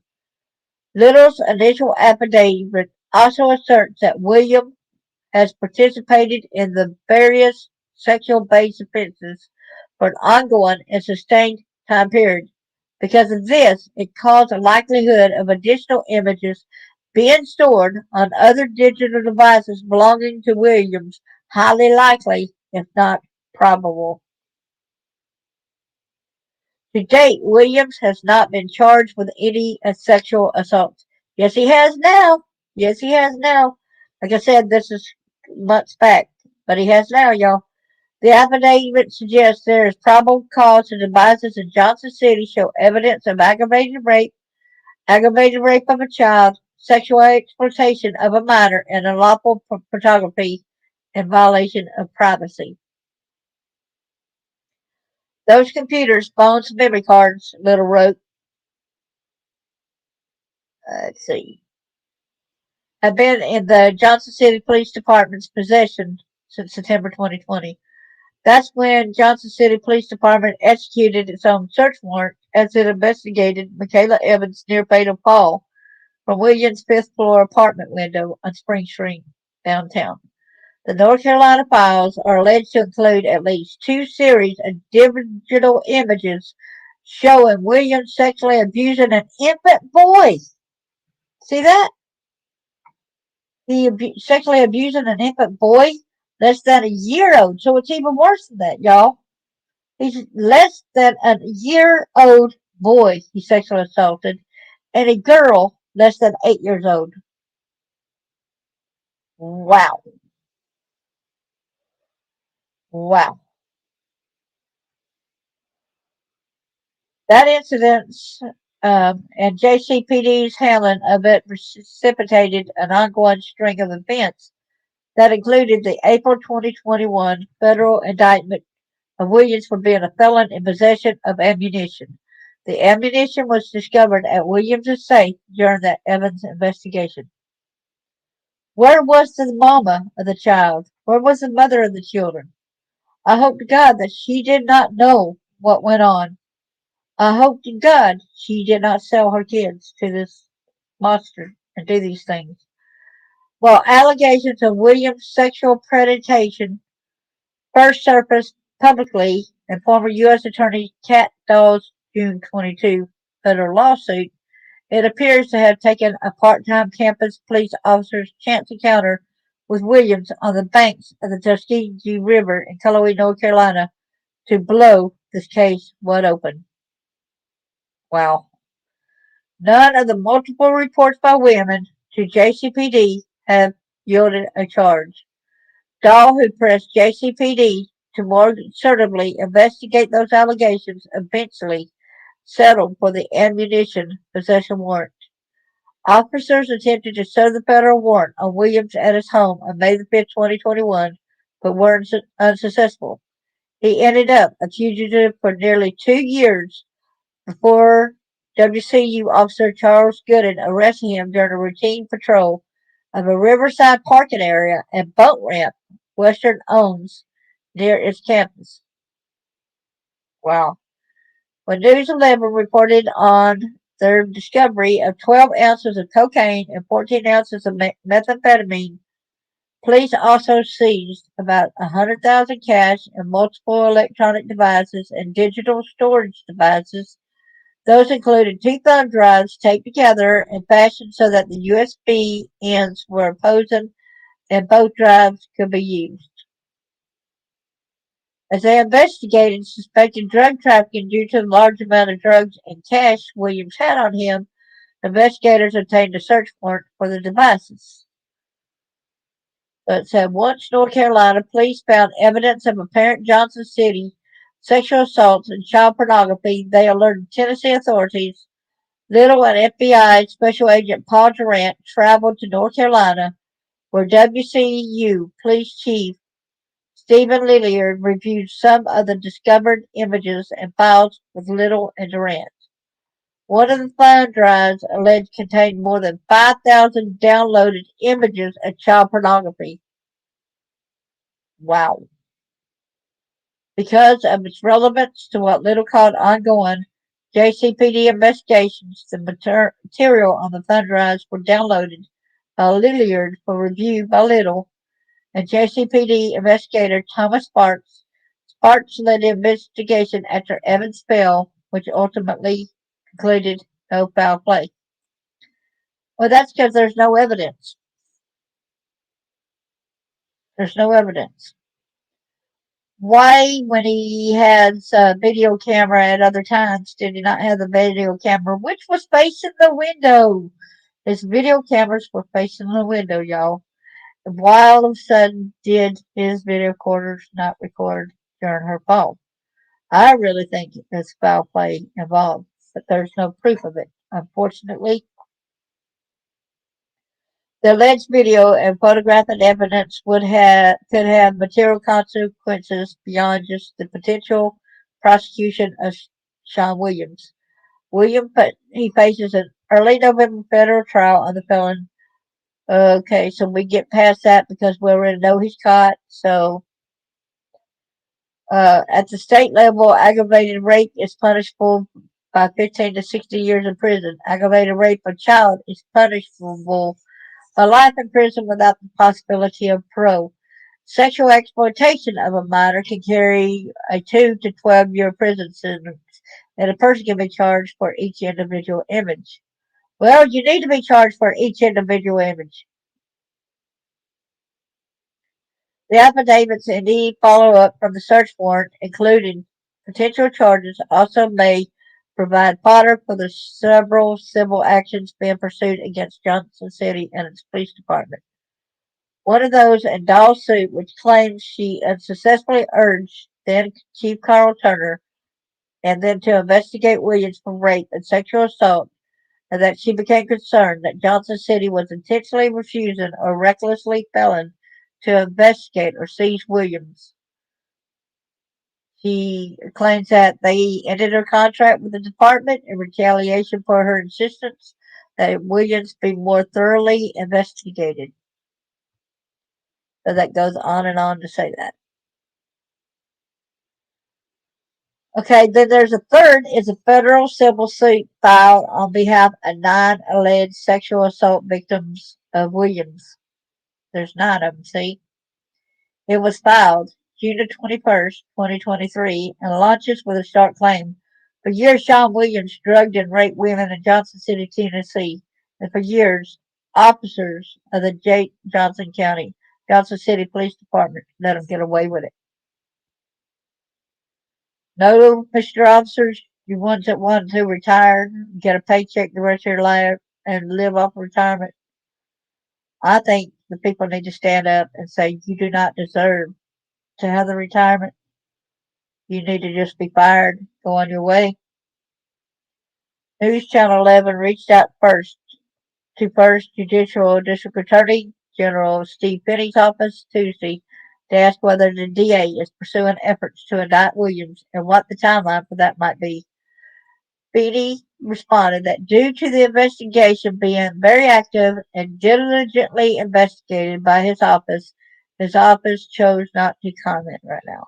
Oh, you chose not to comment. Did you know that in Limestone County in Alabama that some of the charges against Mike Blakely were dropped because they felt like he had enough cases going after him. Um, I'm going to be sure to copy this link right here. Copy. I got a person who does investigations with the North Carolina, and I would definitely give that to him.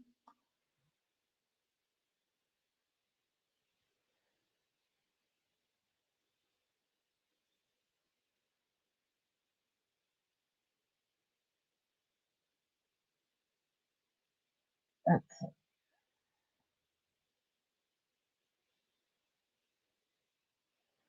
So I think,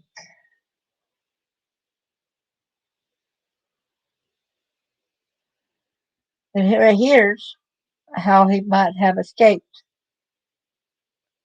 Jailer Sean Williams may have used the paperclip to escape, and this was in 2023 of October.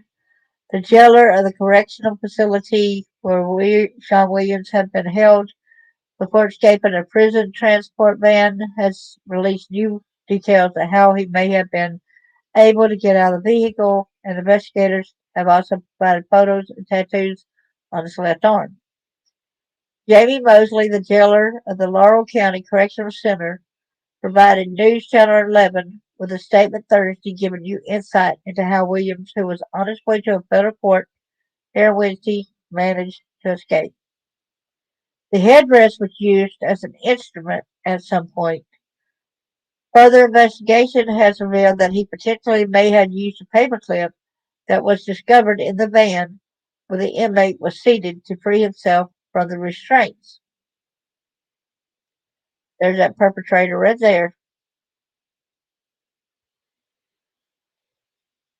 An affidavit filed by the Federal Bureau of Investigation agent charging Williams with escape started. The deputies transporting Williams arrived at a Sally Port area of the federal courthouse in Greenville, where they realized a window of the van had been kicked out and Williams was gone.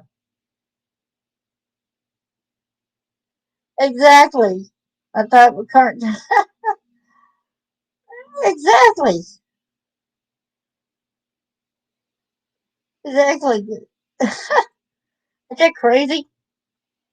It appears that the inmate exited the van very near the entrance of the federal courthouse, according to a witness. A GPS system on the van corresponded with the time he was spotted around 8:30 a.m. Williams, age 51, had been held at the Laurel County Correctional Center in Kentucky since allegedly attempting to escape the Washington County Detention Center in Jonesboro in July 2023. The search for William, who is facing federal charges of child pornography production and state charges of child rape, see which he right there does actually say he's producing child pornography. The U.S. Marshal Service is also investigating the circumstances of Williams' escape.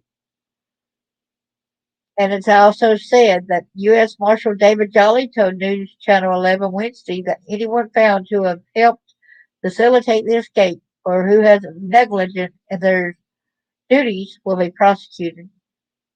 Both of the U.S. Marshals and TBI have offered rewards for information linked to the capture of Williams, totaling 7,500. TBI also released images Thursday of three tattoos William has on his left hand and arm.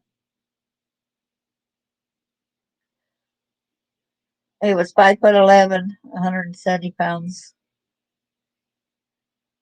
I think I'm going to get to. That is so old school. That's so old school. Like I said, it was crazy that some of these people, you know, it's crazy how this was. John Williams related suit against search trail code despite many tips. Says absolutely nothing. Get caught eventually. How many people did he rape in the process and while he was gone? You know?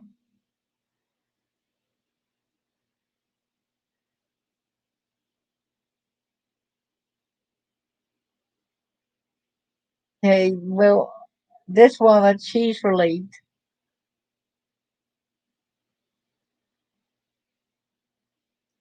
This is a woman that fell from his window, thankful for his arrest. When Michaela Evans was in the hospital Tuesday, notifications were lighting her phone up to notify her of Sean Williams' capture in Florida. So she was still in the hospital, falling from the floor. Evans fell from Williams' fifth floor Johnson City apartment window over 3 years ago, sparking an investigation into Williams. So we know about the different lawsuits and stuff. I know I'll be able to sleep better, said Evans. I won't have to worry about somebody following me to my front door. I know a lot of the victims are relieved, and hopefully this lowers their mental health issues.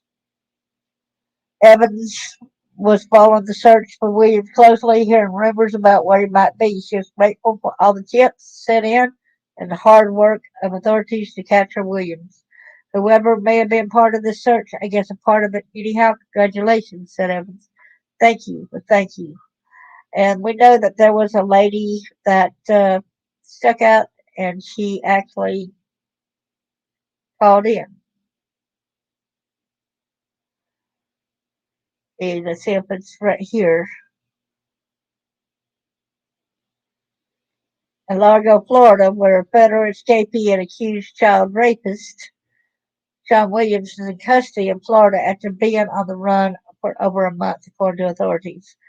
Williams was arrested without incident Tuesday night in Pinellas County after being tracked by a canine officer and his handler, according to the um, FBI. He was taken into custody around 9 p.m. on Walsingham Road.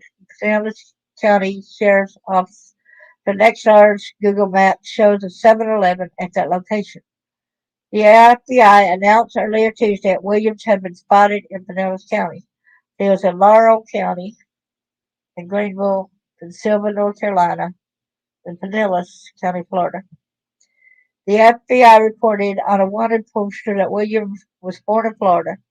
Last Friday, Williams was spotted at a shopping center in Sylva, North Carolina, which prompted an active search by authorities. Silva is not far from Cullowhee, where he was arrested on April 2023 after being wanted on felony ammunition charges for nearly 2 years. The 52-year-old former Johnson City businessman escaped police custody in Greenville, Tennessee, more than a month ago while being transported to a federal court. Thanks to the lady that works at the 7-Eleven. Thanks to her, y'all will watch my other video from the other day. She uh, she had came into that 7-Eleven business, and she did not recognize. Was wondering if it was really him because the photo that she had seen of him was a blurry photo. So she took it upon herself to follow him outside, which this is a dangerous criminal, and she followed him. And then she went, and she couldn't find him, and so then she went to Facebook and seen his picture, and she noticed the tattoos. She said, "Them are the same tattoos. I recognize the tattoos." So that's when she called for help, knowing that that's where he was. I think that she went above and beyond to get this guy, this culprit, out of there. Okay, let's see right here. Let's see if I can get this.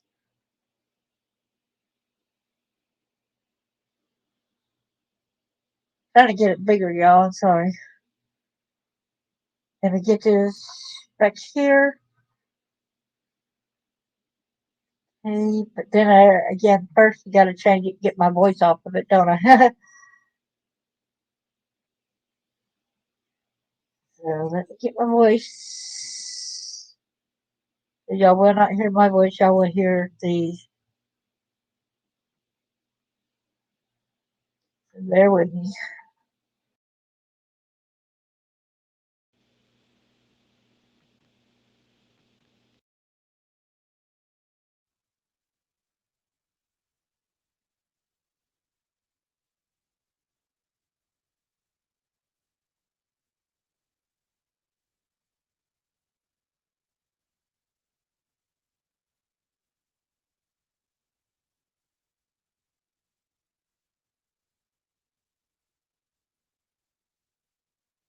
FBI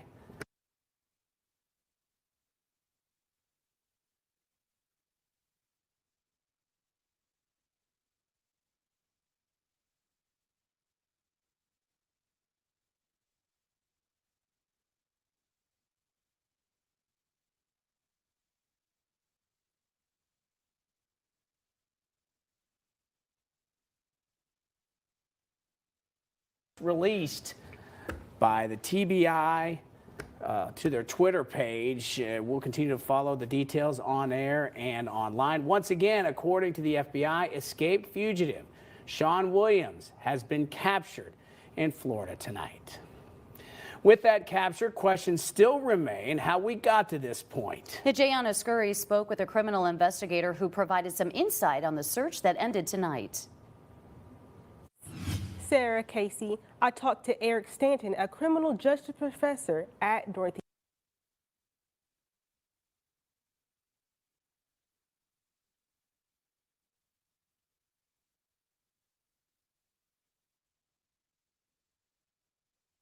According to the FBI, escaped fugitive Sean Williams has been captured in Florida tonight.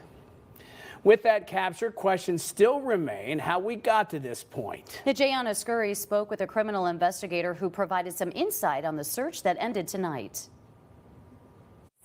Sarah Casey, I talked to Eric Stanton, a criminal justice professor at Northeast State Community College, who walked me through the investigation process and what he believes are some key elements in the search that ended tonight. However, for every credible sighting that there is out there, that haystack is getting smaller and smaller. Those final haystacks began last Friday in the town of Sylva, North Carolina, when FBI agents converged on the western North Carolina town.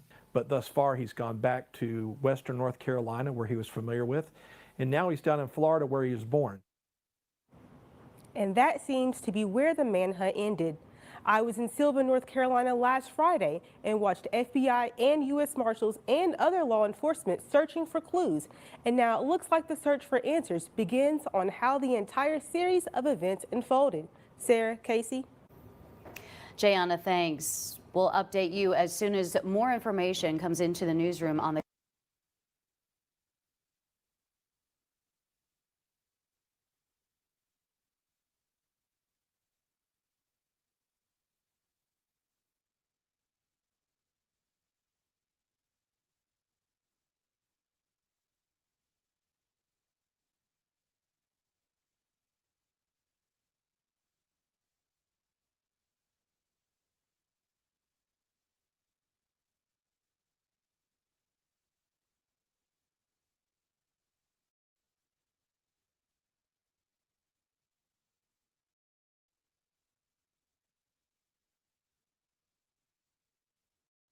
We are learning new information about the inmate accused of sexual assault involving children. He escaped police custody. He was on the run for more than a month.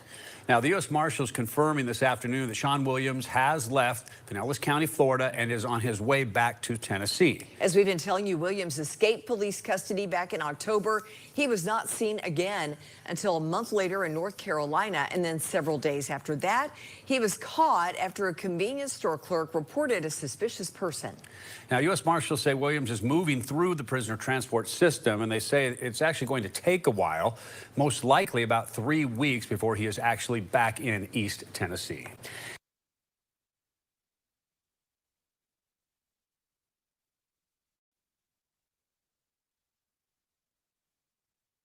Good evening, everyone. Welcome to the Readout, and we begin tonight.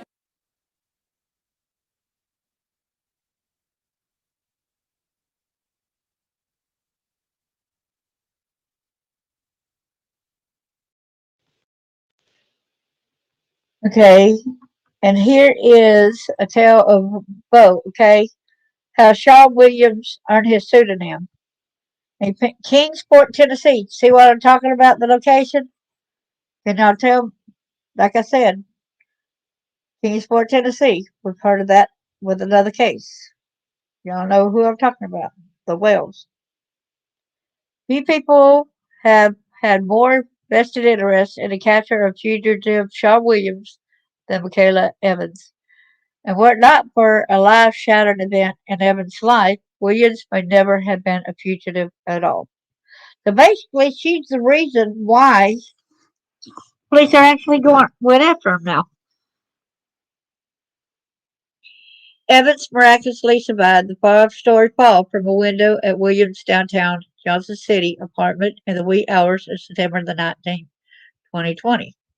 The investigation into that incident sparked a chain of events that resulted in Williams's indictment on federal weapons charges in April 2021, his plight for justice in May 2021, and a lawsuit by former federal attorney last year. Evans is known as Jane Doe 1 in that suit.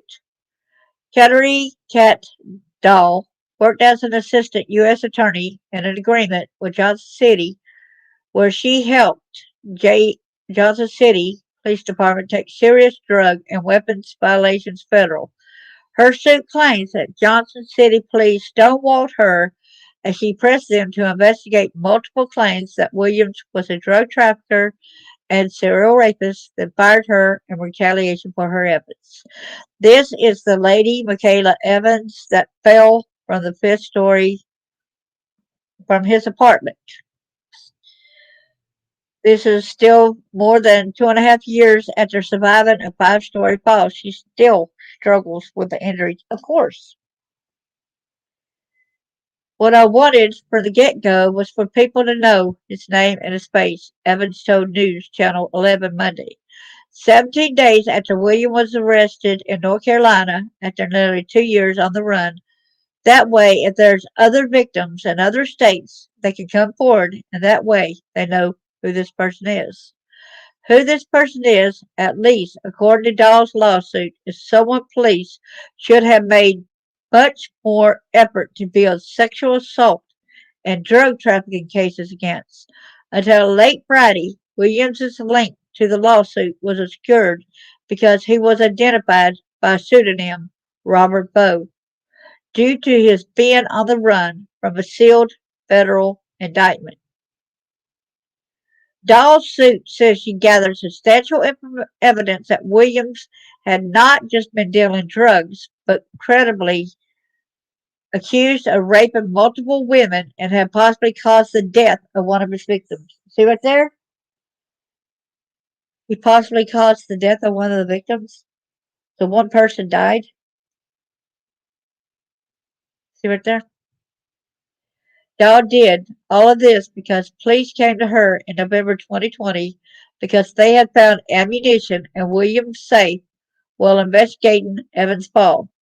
A federal crime if someone has been convicted of certain levels of felonies, which Williams had in the past. Evans had never been accused Evans, who has never accused Williams of sexually assaulting her, said she became convinced that Williams, who has not been charged with sexually assaulting anyone, did victimize women and would have continued to do so. Dahl's lawsuit mentions a total of 10 Jane Does. Maybe he's like, man, I wish I'd never let this girl come to my apartment, but I'm glad he did because if it wasn't for me, there'd be a lot of people out there that wouldn't have become his victim or worse things could have happened. And I'm glad that he can't hurt nobody else. That's all that matters to me is that he's not harming nobody else. Police in North Carolina reported Williams had 12 ounces of cocaine and 14 ounces of meth when they arrested him near Western Carolina University April the 29th. Because of a federal warrant for being a felon in possession of ammunition, he was transferred to federal custody and arraigned May the 9th. Evans fell from one of the fifth floor windows in the middle of this photo at 200 East Main Street in Johnson City. That led to the warrant being unsealed, and late Friday, a federal judge granted a motion by Dahl's attorneys to use his real name in the lawsuit, which they had requested be redacted due to the sealed indictment. Evans remembers little from the night she fell. She said she doesn't know how she fell from the window, but as she recovered from near-fatal injuries, Evans learned more about Dahl's inquiries into Williams. who, according to her lawsuit, had previously been named as a suspect in 2 of Johnson City police reports for sexual assault. Many more alleged victims came forward to Dahl, and Evans said she started an organization, Speak Up, Speak Out. Y'all remember that. Look that up too. That's the organization that Dahl started, Speak Up, Speak Out. Thank you, Dahl. That supports victims of domestic violence and sexual assault. This has been an escalation because of everything that's happened to me and all the stuff that's happened to me and all the stuff I learned along the way about the criminal involved with me, Mr. Evans said. Mr. Williams, Evans said. Let me reword that right so I say it just right because she's speaking to him. This has been an escalation because of everything that's happened to me and all the stuff that's happened to me and all the stuff I learned about along the way about the criminal involved with me, Mr. Williams, Evans said. I have reached out and am friends with some of the other victims, and I want to just help everybody. I want to now become an advocate. Evans' life since leaving the hospital weeks later has been filled with physical and psychological pain. She uses a walker, needs a soft cushion when she sits, and experiences post-traumatic stress disorder from that night, as does her son, who was 8 at the time. I still have days when I feel like I'm going to fall over and fall down. I walk unbalanced. I still have broken screws in my pelvic that I need surgery on, Evans said. I'm going back through physical and occupational therapy again with my hand and my leg to get them moving better and to get some muscle mass back. And my mental health has completely been horrible. She said her son has also experienced post-traumatic stress, but that their relationship keeps her going. She's a regular at his baseball games. I have to keep living. It's like I told him. I said, buddy, you're my kid. I can't stop being your mom just because I got hurt. We got to keep pushing forward. If I did have a child, I probably would have given up a long time ago, she added. Dahl's lawsuit isn't set for trial until May 2024, but Evans said she hopes to attend one of Williams's court dates. I guess for him to see my face, which I think will make him feel good about it, she said. If nothing else, maybe it can trigger something in him, maybe guilt. I don't know that he feels that, but if he does, maybe he feels guilty even. I don't know, being around me that night. Williams' ammunition trial is scheduled for August 22nd. All right. Oh, I didn't even share all that and show that page, did I, y'all? I'm so sorry. I go ahead and because whatever I read, I like to make sure because this is where I've got the information from. So I like to prove it. There is this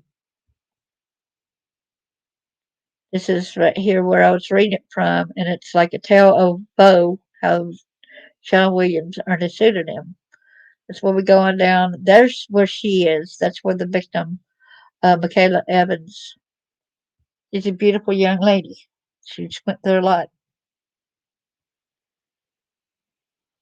So that's where it goes on further down.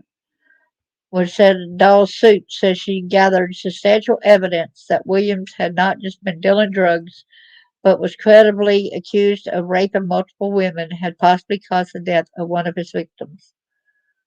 Y'all can see it in black and white right here. Dahl did all of that because police came to her in November 2020, as it said.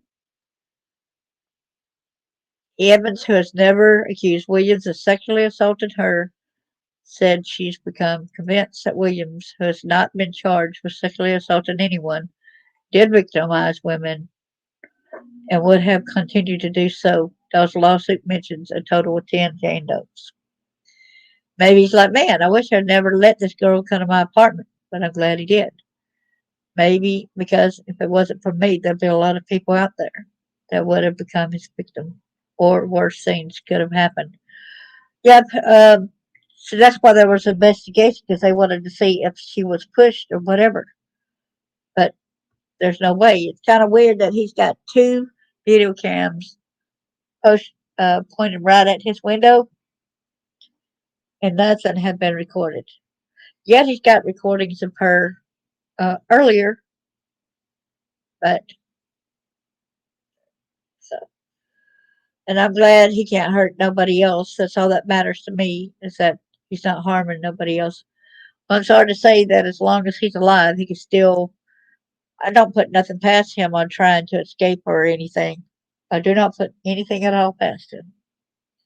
I'm never going to feel safe with him, even with him being in the penitentiary. Even with him being in a pen, I still won't feel safe. He's still around. He can still escape. There's been plenty of people, and he's done escape several times. The police in North Carolina reported Williams had 12 ounces of cocaine and 14 ounces of meth when they arrested him near Western Carolina University April the 29th.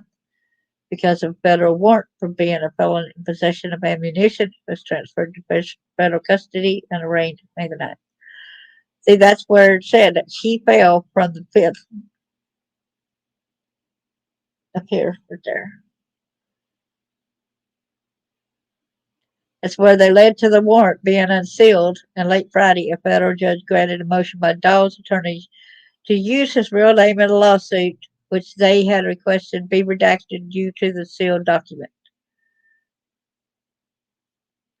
So is his real name, which one's his real name? I guess the real name is the Sean Williams. But they said, but it's real, let's see, got a motion by Dawes' attorney to use the real name in a lawsuit, which they had requested be redacted due to the sealed indictment. Wow. Exactly. Nobody's safe, that's right. He tried to commit suicide again, but luckily, the people were really watching him close. Like, we're not going to let that happen. And see where the many more alleged victims came forward to Doll, and Evans said she started an organization called Speak Up and Speak Out. I see how it says right there. So be sure to look that up and try to support her when you can. This has happened in isolation because of everything that's happened to me and all that stuff that happened to me and the stuff I learned along the way about the criminal involved with me, Mr. Williams.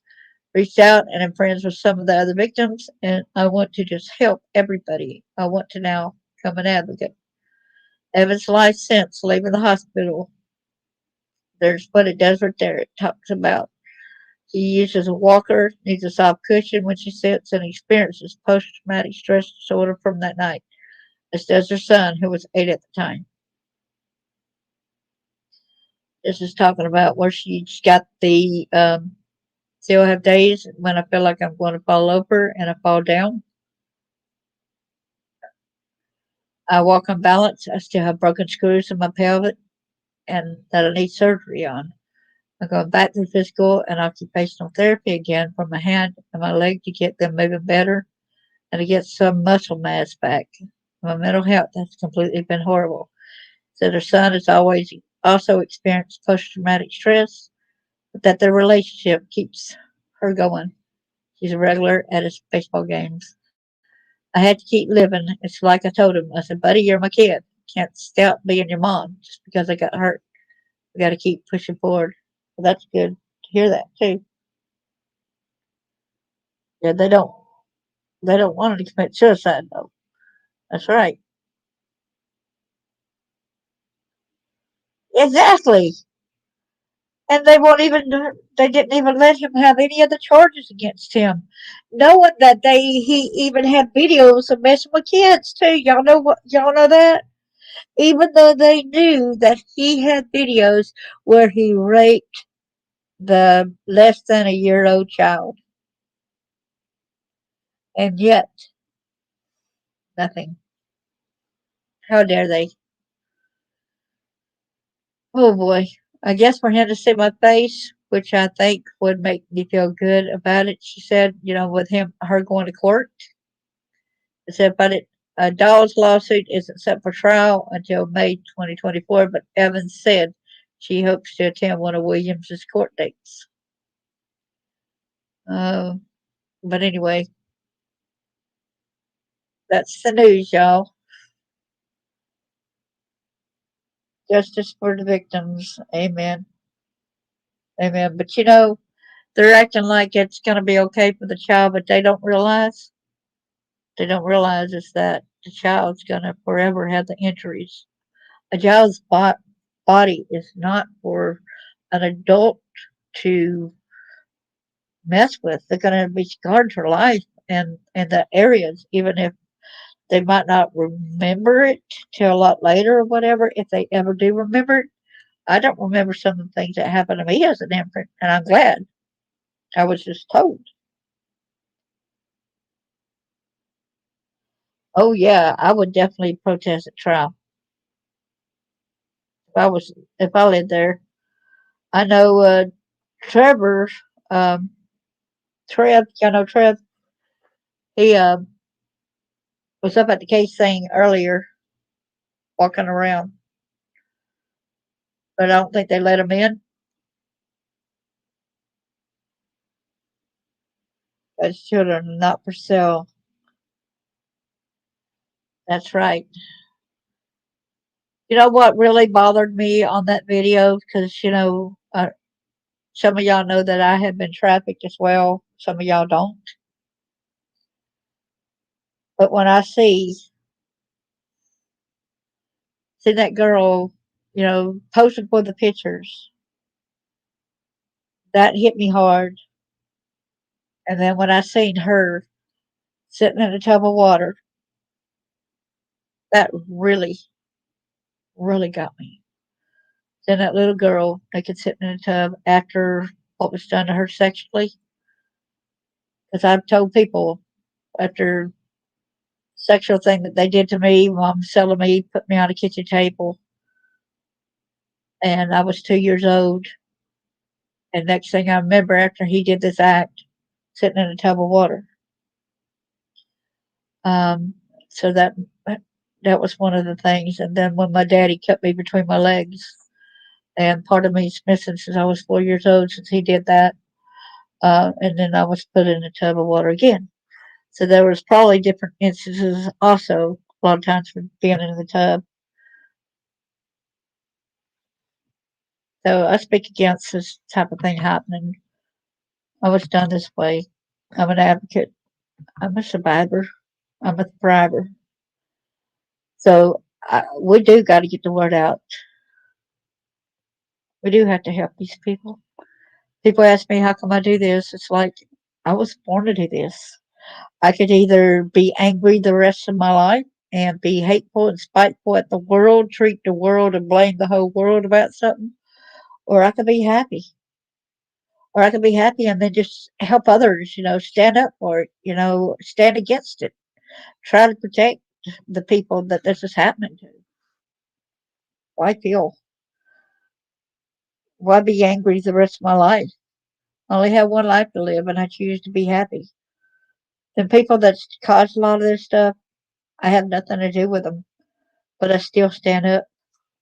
I still call them out, but it's something that I feel like I have to do. I feel like this is what I'm supposed to do. We got to stick up for our kids. They matter. Yeah.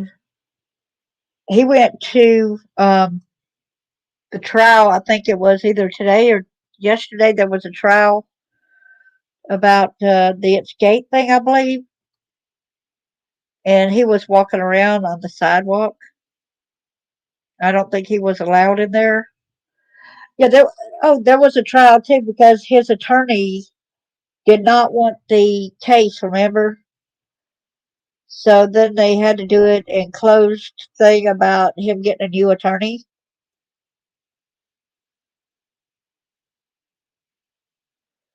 So this will be his third attorney in the thing. And you know what I think is kind of funny? How they all the time they say, "Well, I'm innocent. I'm innocent. I'm innocent." It's kind of funny that he's got it on his own equipment. He's got the videos on his own equipment. Excuse me.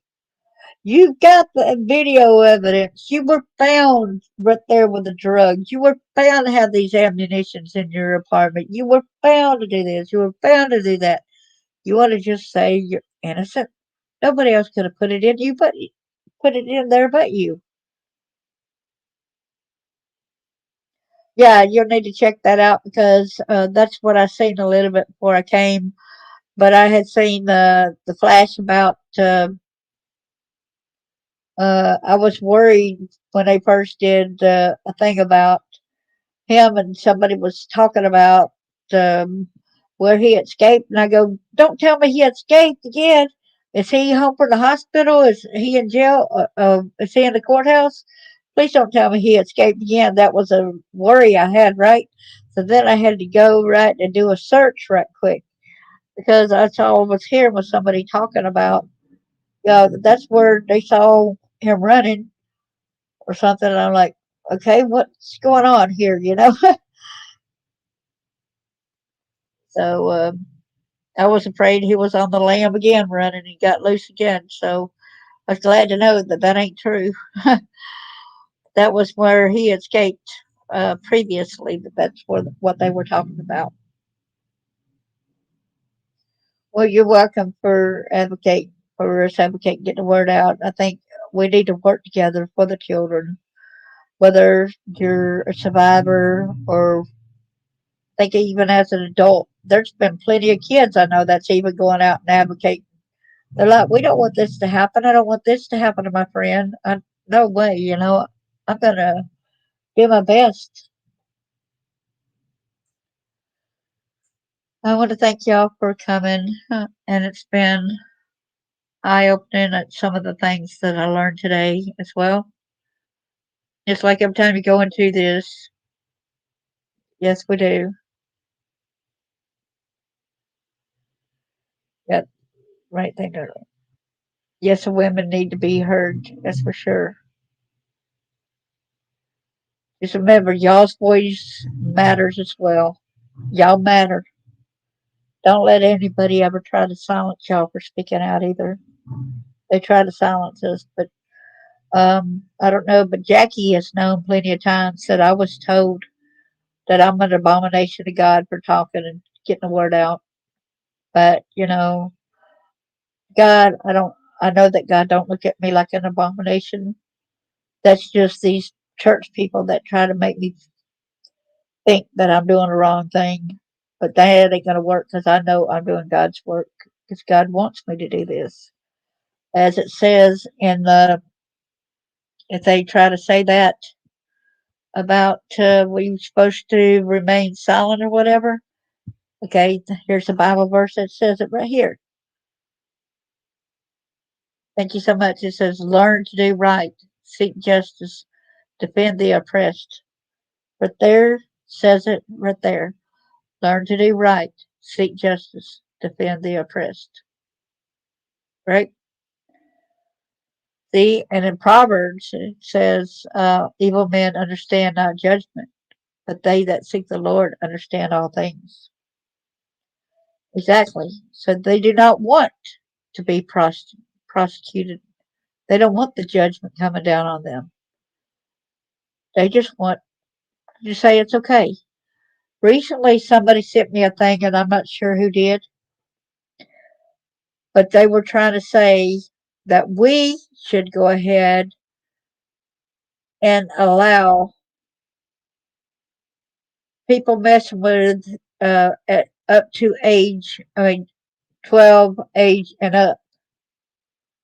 That 12-year-old should have a right in saying yes, they want to have sex. No, no, no, that is not sex. That's rape when a 12-year-old.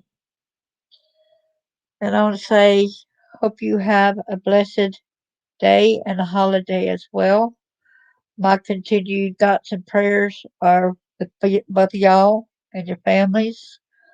Lots of love.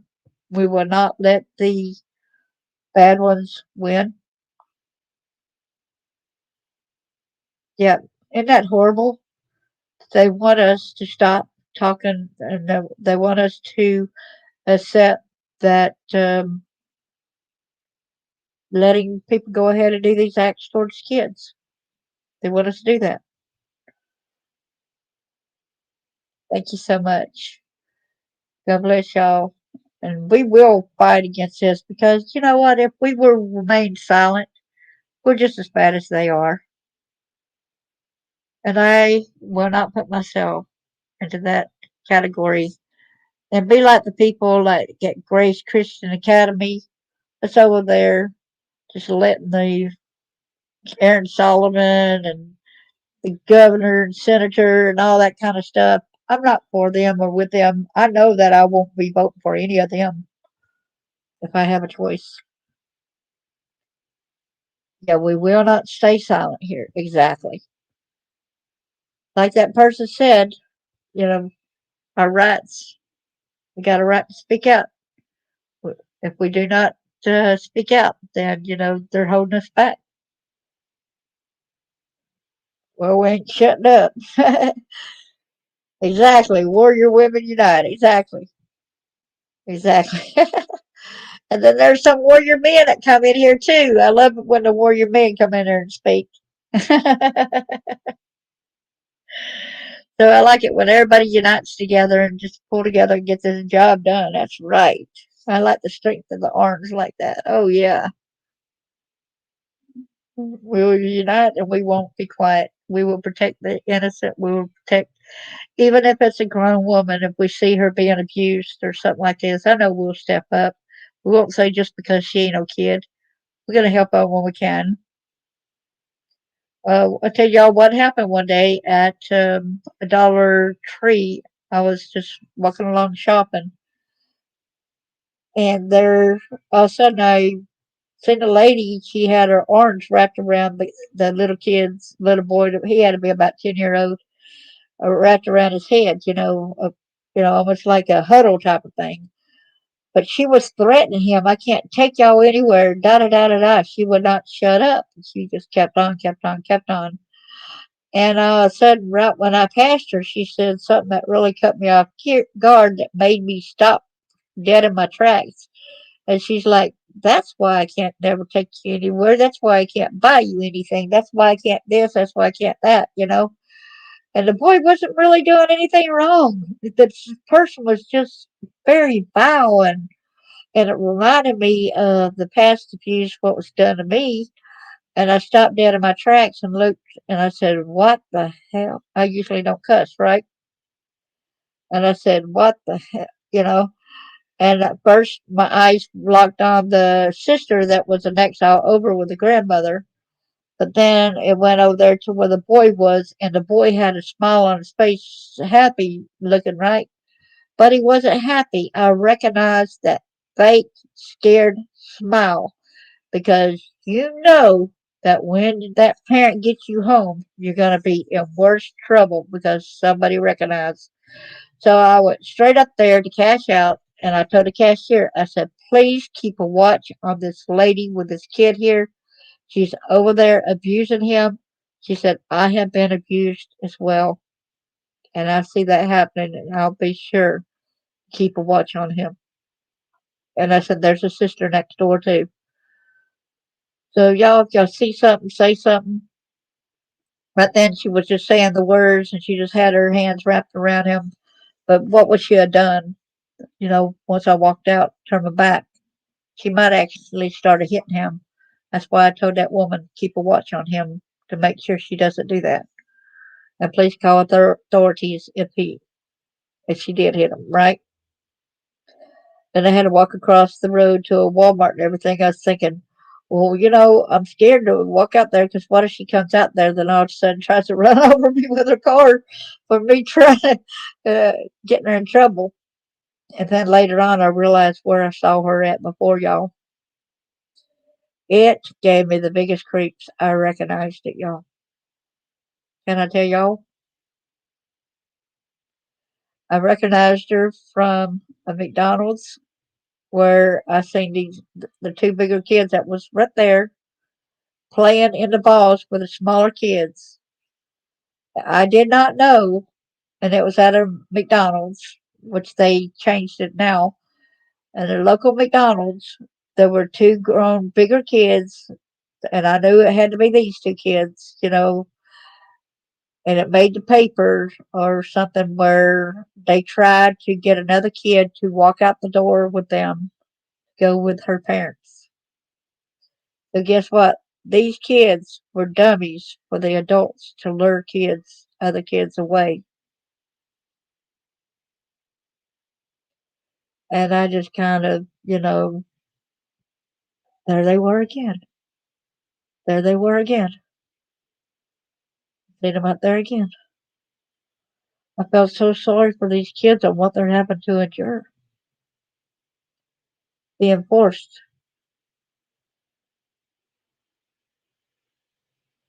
This is not good, y'all. In my own little bitty town here. But everybody kind of like turned in a blind eye. I want to say thank y'all so much. And I wasn't going to turn a blind eye. I was keeping a watch just in case. And I thought it was kind of funny because she was even mentioning about where she was supposed to go to a fair, not a fair, but one of them amusement parks and everything. We decided not to go because we cannot go. We cannot take y'all. And y'all remember about the other person in the past that met up at the amusement parks? So a lot of things make you wonder, of the things you're hearing. And that was in Tennessee too. Here in Tennessee. They travel, people. They will travel far to get other kids.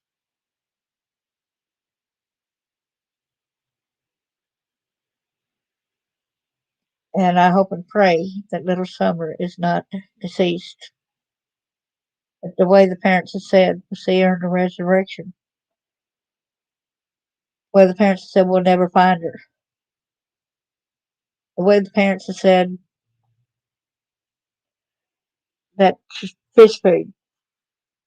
Why would a parent even say that? Why?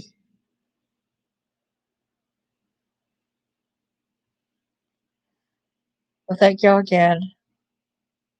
And I say God bless y'all. Let's be hyper vigilant on protecting our kids. God bless you.